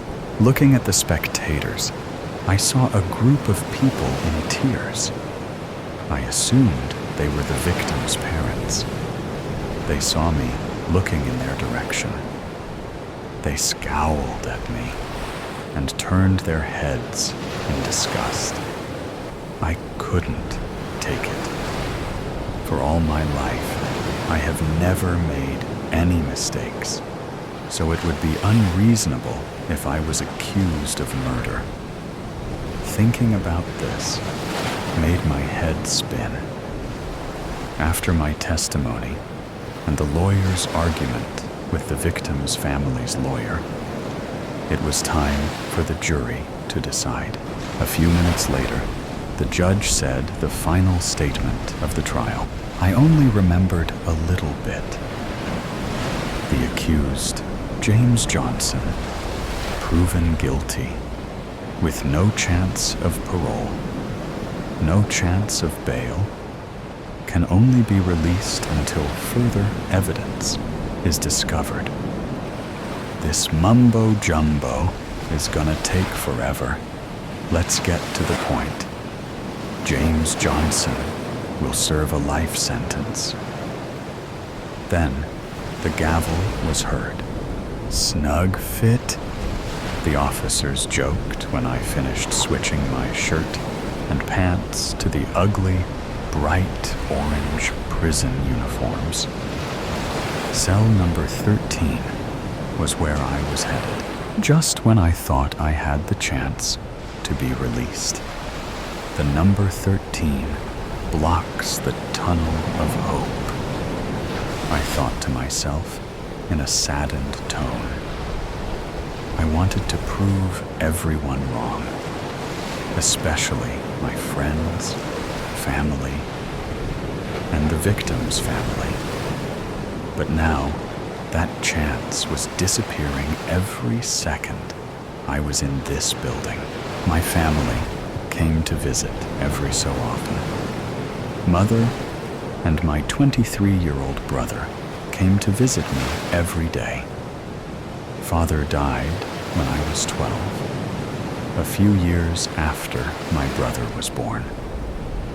Mother always told me that I was going to be proven innocent. Greg, my brother, told me that he will find evidence to get me out. I chuckled. Everyone knows that Greg hated using his brain for education purposes, but this time he had some hope in his eyes, which I never noticed before. Being beaten up by other prisoners took some time being used to. The food there was the worst. I couldn't be somewhere without at least one person watching me. But most of the time, it was the prisoners looking for a fight. One day, I couldn't take it anymore. That day, when my family visited, I asked them that I didn't like staying here anymore. Just a little while longer, Mother said with hope. I stared at my brother, wondering what Mother said. Question, good news or bad news? Greg asked. Why? I replied. Just answer the question, he said in an impatient tone. Okay. Calm down, I said. Bad news. I found a lead that might prove you innocent, but I hit a dead end, he said in a sad voice, while lowering his head in shame. But the good news is I broke through the dead end and found some evidence, he exclaimed, his head now up again. I was in shock. Without controlling it, I smiled. It was so goofy that Mother started to laugh, but in a hushed voice. My brother tried holding his laugh in, but he couldn't stop the burst that almost made him fall off his chair. "Your court trial will begin tomorrow," he said. For the rest of the day, the thought of leaving this place made my heart feel warm. The day passed by without me even knowing it. Before sleeping, the thought struck me. What if the evidence doesn't work? Or the evidence proves me guilty again? I thought, before drifting to sleep. The next morning, I got up in a hopeful mood. The trial begins in about an hour. I quickly got ready and was taken into the court. I saw Mother, Greg, and the victim's family there. The victim's family was in a sour mood. I guess they were angry because, in their point of view, the murderer of their son was going to testify again, saying that he was innocent after being proven guilty. When Greg's evidence was in the spotlight, I thought that this might actually work. It showed that I was in my house the whole time during the murder. It showed what I did on that device during that time, which was mostly binge watching a series. After the evidence was shown, the jury made their decision and passed it to the judge. The judge read it out loud. The accused, James Johnson, had previously been proven guilty, had no chance of parole, no chance of bail, and could only be released until further evidence is discovered. But now the evidence has been found. The jury and I have reviewed it. The conclusion was made. The decision is, exclaimed the judge in a very dramatic and suspenseful moment. James Johnson is innocent. I was happier than ever, but didn't make any goofy grins this time. The victim's family nodded in sorrow and regret for making those rude faces at me. I was taken home, where familiar noises from the house and street filled me up with adrenaline. I walked out of the house and sat on the porch when I saw my family driving their car into the driveway. They hugged me and sat on the porch. We laughed and talked together as if nothing had happened. While enjoying ourselves, I started to ponder, what will I do next? Baby revenge, Shalini. Life in New York seems to be carrying on as usual. Sirens are wailing in the air. The smell of hot dogs and coffee mingled in the air. The noise of the traffic, honks blaring, traffic and pedestrian lights beeping filled the air, along with jazz music coming from shops. Somewhere, I could hear the subway train rumbling into the station, but in every New Yorker's mouth is the latest gossip news. The murder of the infamous supermodel, Laura Myers, who was pushed from her balcony of her penthouse and plunged to death by her ex-boyfriend, Lyle Summers. And few hours ago, Lyle Summers confessed for the murder of Laura Myers. I walk down the sidewalk, bumping onto people, hurrying back to my apartment.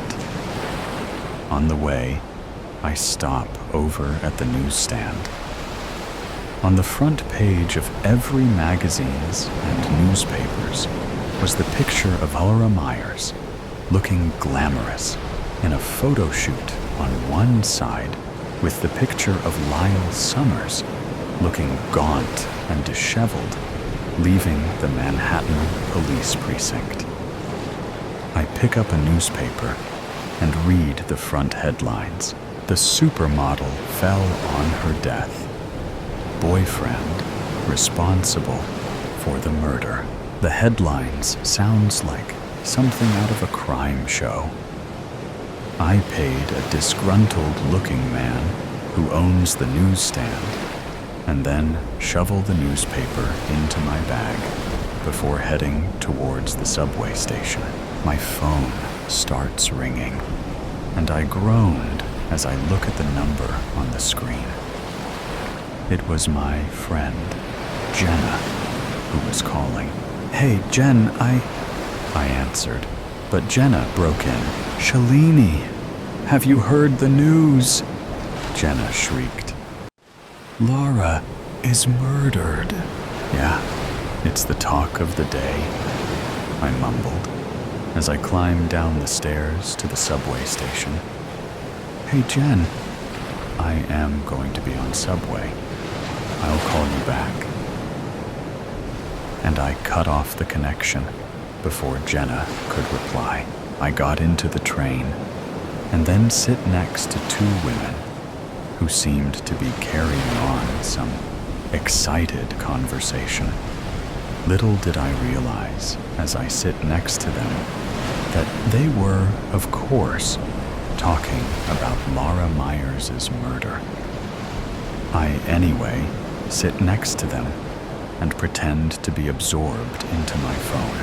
"Oh my God, I can't believe Laura is dead," one of the women exclaimed, as if she was sad that she lost her sister or something. "Rather murdered by her boyfriend Lyle," the other woman snorted. "God, Laura and Lyle are not made for each other. I mean, I don't even know why a glamorous supermodel like Laura would date a nobody like Lyle. After all I heard, he is just a bartender working in some bar in Brooklyn." Did you hear the latest grapevine? Apparently, Laura was having an affair with Joshua Schoenberg. The Joshua Schoenberg? Like the Senator Schoenberg's nephew? The one who looks so handsome, like a movie star? Like Ian Somerhalder? Yeah, that one. That's Lyle was jealous and upset, and that's why he ended up killing Laura. The woman shakes her head like she is disgusted.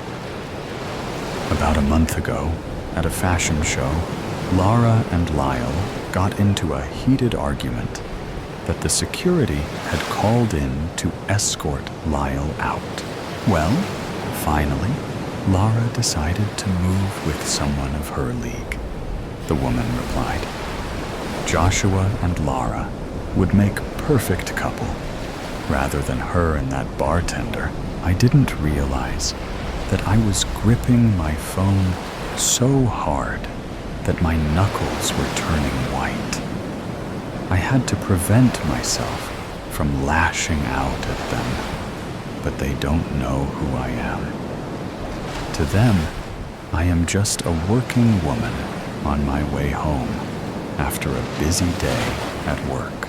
Thankfully, I got off from the train and walked quickly towards my apartment, leaving behind the noise, and into a somewhat calm and quiet neighborhood. I fumble with my apartment keys and quickly enter into my room, closing the door behind me. I dump my bag on the sofa and then sit heavily on the sofa and start sobbing. I then wipe my eyes with my hands and then get up, breathing deeply. Slowly, I dialed a number. After about a few rings, she picked it up.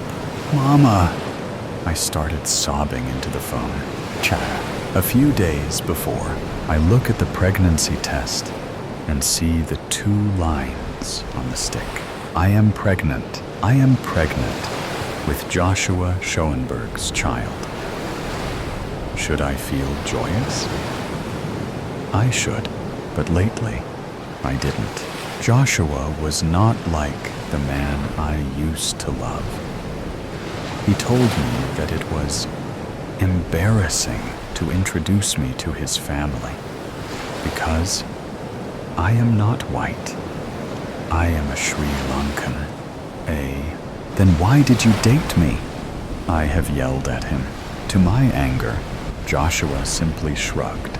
Because I enjoyed dating you, he replied with a smirk on his face. And gradually, I realized that he was having an affair, not just with an ordinary woman but with a glamorous supermodel named Laura Myers.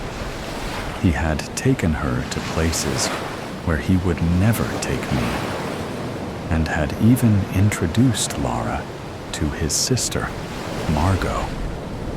Tears streamed down on my cheeks as I realize that he doesn't love me the way he does with Laura Myers.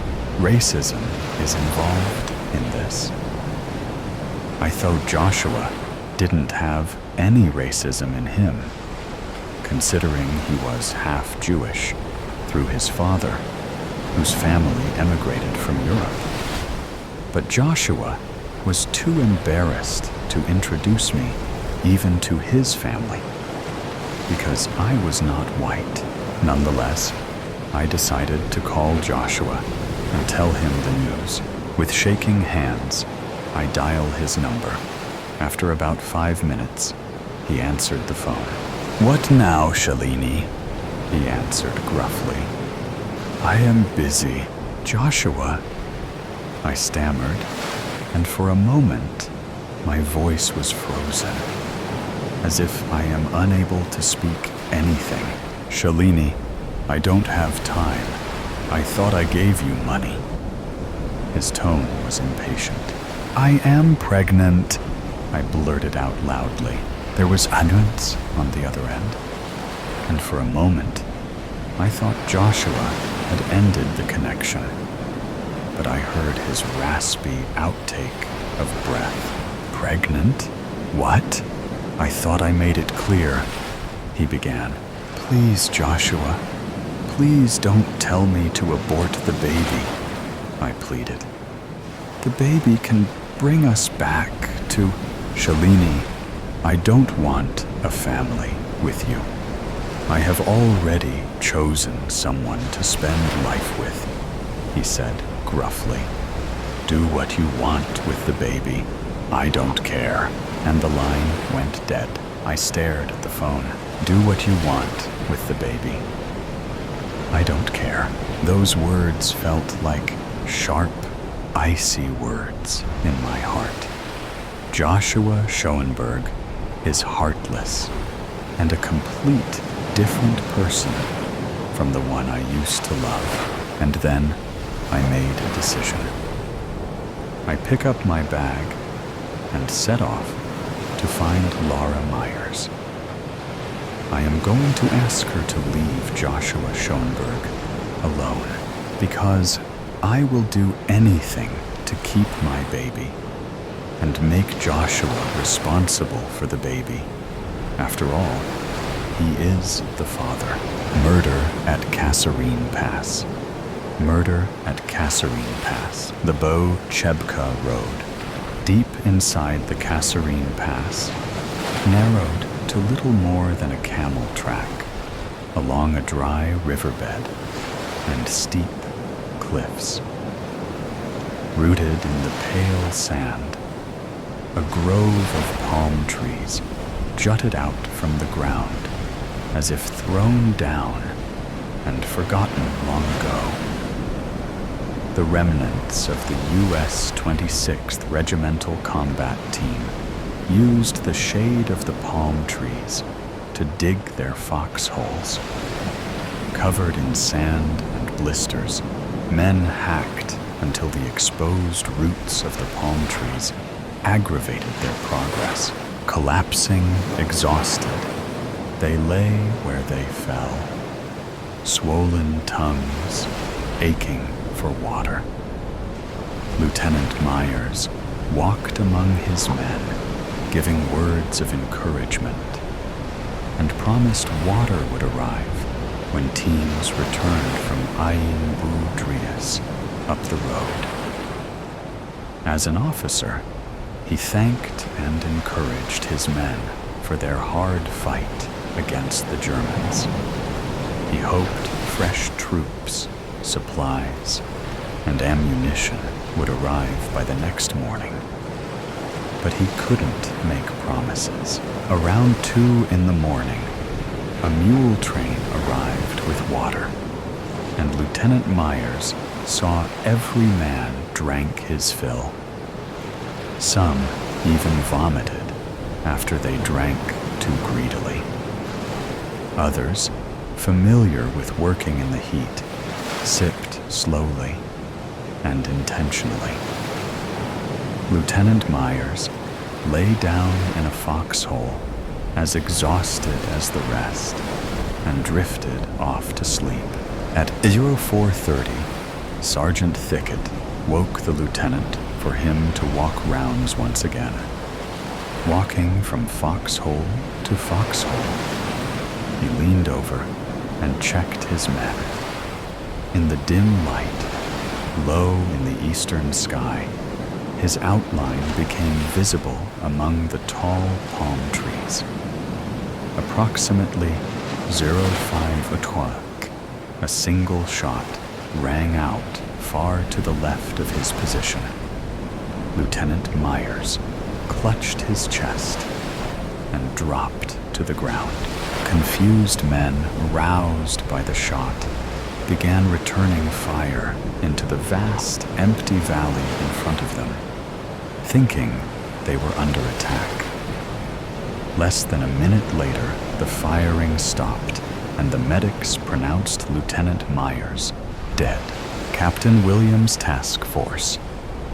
Welvert, February 21st, 1943. Criminal Investigations Division, North Africa. I surveyed the ground where Lieutenant Myers lay after he'd been shot. It's possible a sniper took advantage of the early morning light, but further examination of the body suggests the shot came from much closer. The bullet struck the lieutenant on the upper left side of his chest. Damage to the heart and lungs, terminal. Some witnesses report hearing one shot, while others heard 2 or 3. The additional shots could have been an echo or edgy trigger fingers, as reported to me. Everyone began firing into the valley below. Firing stopped in less than a minute. No further casualties. Witnesses report the shot sounded nearest the last foxhole in the line, manned by Staff Sergeant Culver Anderson, Private First Class Andrew Taylor, and Private Jacob Clark. Interviews to follow. Suspect, Staff Sergeant Culver Anderson. Staff Sergeant Anderson. Witness say they heard a gunshot this morning from your foxhole around 500, said Captain Williams. Did you fire that shot? Captain Williams said, challenging him. No, sir. I heard a shot and thought the Germans were attacking, so I turned and looked around for them. I didn't see anyone, so I jumped out of my foxhole and ran along the line and told everyone to stop firing. Sergeant Anderson leaned forward, waving his hands in innocence. We are already low on ammunition, and we'd need it later if the Germans did attack, he said. Were you aware that the shot fired killed an officer? Asked Captain Williams. No, sir. Not until the firing died down. Rumor spread it might be an officer. I found out later, just like everyone else," Sergeant Anderson said. "Were you alone in your foxhole, Sergeant?" "No, sir. There were 2 men with me, Private Taylor and Private Clark. They were sleeping, sir. I had the last watch," said Sergeant Anderson. "Are you sure neither of them were awake and slipped away?" "Then maybe they fired the shot?" asked the captain. "I'm sure of it, sir. I thought the shot came from behind me, and when I looked, I couldn't see anyone. It's possible a sniper hid on the hillside next to us. The sound of the shot may have been further beyond that, but these canyons are pretty steep." The explanation sounded plausible, but Captain Williams still didn't believe it came from the enemy. Captain Williams pivoted one last time and pointed a finger at Sergeant Anderson. "Sergeant Anderson, don't play games with me. Our witness said it came from your foxhole. It had to be you, Private Taylor, or Private Clark. Which one of you did it?" "Sir, I don't know who fired the shot or where it came from. All I know is, while I stood my post, I heard a shot," Sergeant Anderson said, more agitated than before. Captain Williams knew men like Sergeant Anderson. These were the men who would do all they could to protect a green recruit. He knew they'd cover for the new guys who were gun-shy or over-eager to shoot. The possibility of an inexperienced soldier with an itchy trigger finger shooting the lieutenant thinking he saw the enemy. It was possible. He knew he'd never get a confession out of this man. Men like this were a rare breed in the army. "Sergeant Anderson, we've been at Bao Chebka Pass all of 18 hours. Everyone's tired after yesterday's fallback. We lost a lot of good men, and stragglers are still coming in across the line. These things happen. People get tired or confused, and no one really knows who they're fighting with every day. Is it possible you, or a man with you, mistook the lieutenant as an enemy soldier this morning?" "No, sir. I'd just met these men last night. I'd have known if anything were wrong, and nothing looked out of sorts. If there were anything, I'd have told you," said Sergeant Anderson. "That will be all, Sergeant. You're dismissed, and I'll be in touch if I need you. Captain Shugart is taking over your company." "Thank you, sir." Suspect, Private, First Class, Andrew Taylor. Private First Class Taylor. "I am Captain Williams with the CID. Do you know what the CID is?" said the captain. "Yes, sir. The CID is the Criminal Investigations Division of the United States Army. Sir, very good soldier. You're young to be a PFC. You've done well in the Army. I expect you'll be a corporal before long." "Yes, sir. I served in junior ROTC in high school. They gave me a bump in rank when I enlisted," said Private Taylor. "Wow, junior ROTC. You have the makings of an officer. Do you think you will try to be an officer someday?" asked the captain. "Well, geez, sir, I don't know. I've never thought about it much until the war started. I thought I'd have to go to college first," said Private Taylor. "No, of course not, son. Men of all ranks get promoted to second lieutenant. They're called field promotions. Have you ever heard of those?" "Well, yes, sir. I've heard of them. but I thought you needed to do something brave. I didn't think I've done anything brave yet.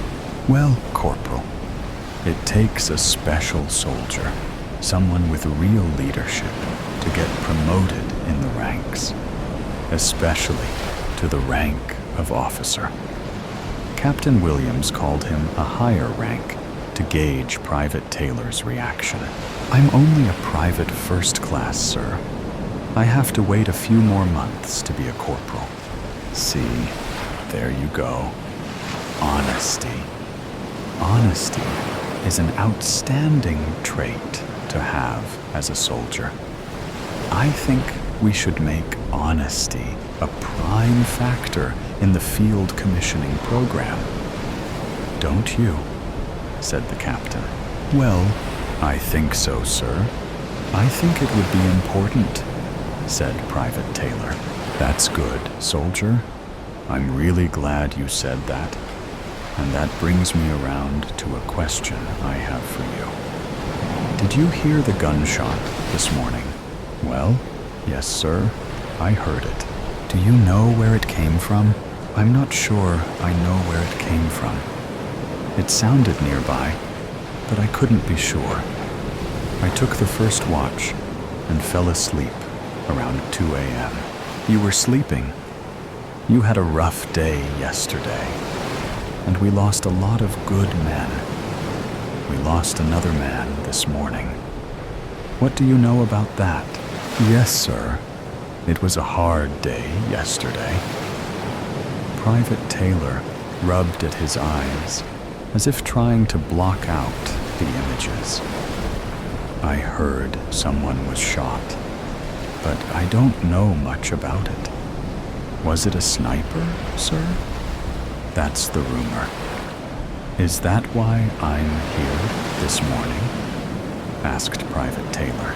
Yes, Corporal. I mean Private Taylor. We lost a good man this morning. Lieutenant Myers died around 0500. The rumor is it came from a location near where you were sleeping. It's an unfortunate way to have a vacancy, but Lieutenant Myers died because of that shooting. Now we have a company without a lieutenant. We have a poor dead man who will never know justice. The truth will have to come out someday. If we could solve this mystery right away, things may just fall into place for the right person. Maybe even a new second lieutenant could rise through the ranks. What do you think about that? Private Taylor wiggled in his seat. He looked excited or uncomfortable. It was hard for the captain to tell. Honestly, sir, I woke up when the shooting started. I don't know where the shot came from, he said. Thank you, Private. I'll let you go, and if I need anything more, can I count on you to be honest with me? Yes, sir. Private Jacob Clark. Private Clark. I am Captain Williams, the lead investigator for the Criminal Investigative Division. Witnesses say you were near the location of the shot fired this morning that killed Lieutenant Myers. Is that correct? Yes, sir. I heard the shot. It was only one shot, said Private Clark. Do you know who fired the shot? Asked Captain Williams. Sir? Said Private Clark. The shot. Did you see who fired the shot? Asked the captain. I remember nothing. It all happened so fast, said the private. If you knew who it is, are you aware it is a crime to withhold information about the person involved? Yes, sir. Are you saying you know who fired the shot?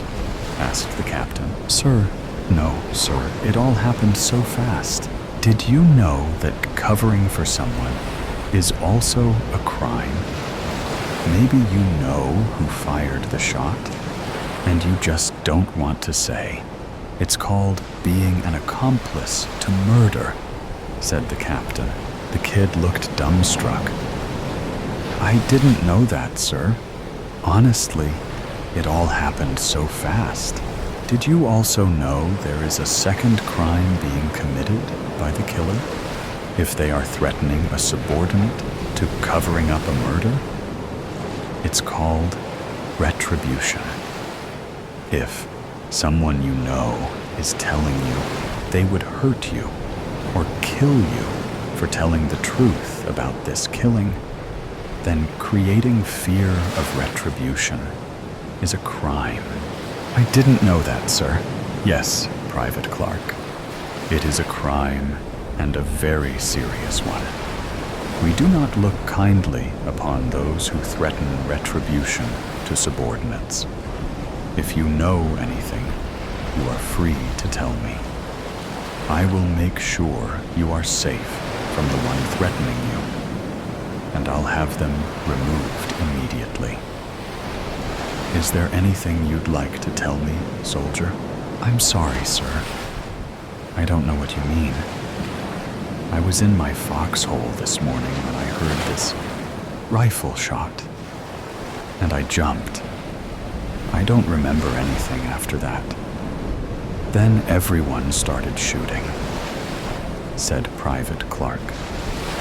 The young man looked sullen and weak.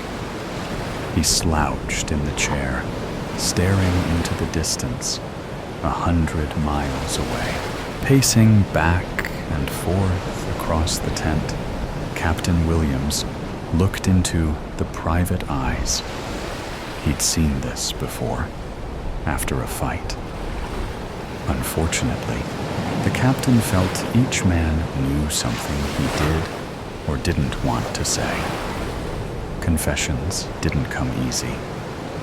Captain Williams thought about a case 6 weeks ago where a junior enlisted and a captain fought behind a bar in Morocco.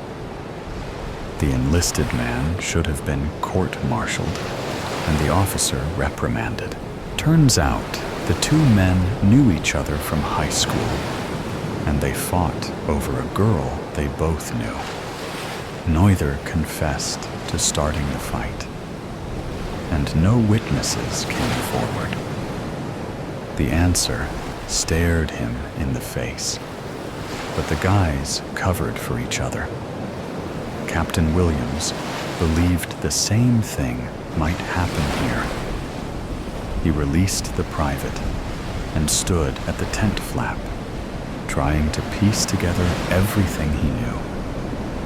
The men on the line were all lying to him. That much he knew. Kasserine Pass, February 19th, 1943, as Rommel's 10th Panzer Division plowed through the defenses covering the Kasserine Pass. The 26th Armored Brigade and the 26th Combat Team dug in along the canyons, running west towards Thala, Tunisia. The Americans put up stiff resistance, then withdrew. Hours of gunfire and hundreds of dead and dying littered the sand in their brutal retreat. Around 3,300 Americans were killed or wounded, and over 3,000 were taken prisoner. On the southern flank, Lieutenant Myers and the men of the 26th Combat Team held on as long as they could. Lieutenant Myers, we need to get those men out of those holes and behind the tanks, yelled Sergeant Anderson. Sergeant Anderson, you will leave those men where they are. They are the only thing between Rommel and Algeria. Do you understand? But sir, they are getting massacred out there. I just saw 3 men get run over in those shallow holes. They have to pull back. Sergeant Anderson, I will not tell you again. See to your men, that is an order. As Sergeant Anderson left the lieutenant, his anger fumed. He ran towards his line, and did what he could to check on his men. Those men left, held out as long as they could, as the Germans moved closer and closer. He knew they couldn't hold the line. Meanwhile, Lieutenant Myers carried armfuls of ammunition to his men until he ran out. His radio man died early in the fight, and the two men who followed already wounded. Grabbing the radio, he jumped into a crater and found a soldier lying on the ground. Two men lay beside him, already dead, as this one stared into the sky. "Soldier, return fire," said Lieutenant Myers. "I can't, sir." The words came out in a hopeless tone. "I'm out of ammunition. We all are. That's how they died. They just ran out. Then they got shot." The exhaustion was clear. The battle raged on, and everyone fought on as best they could. "Lieutenant, what do we do?" he said pleadingly. "Private, what is your name?" he asked. "Private Clark, sir." "Private Clark, you are now my radio man. Get this thing working and listen for orders. Do you understand, Private?" he said. "Yes, sir." He struggled to talk from lack of water. He moved slowly, but he made it to the young lieutenant's side and grabbed the radio. No sooner than he'd picked up the handle, and he heard the words. "I say again, pull back, pull back. Lieutenant, they ordered us to pull back." The words came out in a half-shout. Without hesitation, Lieutenant Myers gave the signal for everyone to pull back. The Germans held nothing back that day. They took Kasserine Pass, and they intended to keep it. By nightfall, every man, not killed or wounded, pulled back to Buchebka Pass. The Germans came from the east, and Sergeant Anderson guided his men out of the fight. Lieutenant Myers directed them south and along the cliff walls. By midnight, they were digging in and waiting for reinforcements. "Private, get over here and start digging. 2 men per foxhole, all along this line. The rest of you follow with me," said Sergeant Anderson. "Sarge, when do you think we'll get some water?" asked a soldier. "I'm working on it. Even if I have to take the lieutenant's canteen myself, all along the line." The remaining 110 men dug in and waited for anything that looked like help. Tank and truck noises echoed through the canyon. Everyone felt on edge. "Sarge, what do you think happened today?" asked Private Taylor. "We suffered a loss today, kid." His expression mild and disappointed. "We suffered a big loss today." Sergeant Anderson kept watch as Private Taylor and Private Clark dug the foxhole. Private Clark fell silent and moved at half the speed of Private Taylor. Private Taylor nodded at the sergeant. They both looked at the young man, struggling to keep sand from falling back into the hole. A look of concern and understanding crossed the sergeant's face. Taking the shovel from Private Clark, he began digging and let the man rest. He finished the hole and told the others to get some sleep. Each man took a 2-hour watch, leaving Private Clark last. Midway through, around 500, a shot rang out. "Private, "What did you just do?" asked Sergeant Anderson. "He wouldn't let us leave. We were there all day. He had to die." The rest of the men opened fire. Then the shooting died down. "We can't go back. We can't." Tears left dusty tracks down his face. The poor boy cried. "What do we do, Sarge?" asked Private Taylor. "We keep our mouths shut. That's what we do. I'll send him back to the aid station when they get here. He's done." The author created the thoughts and characters. This is a story of fiction. The events related to World War II have some factual information, but most details are from the author's imagination.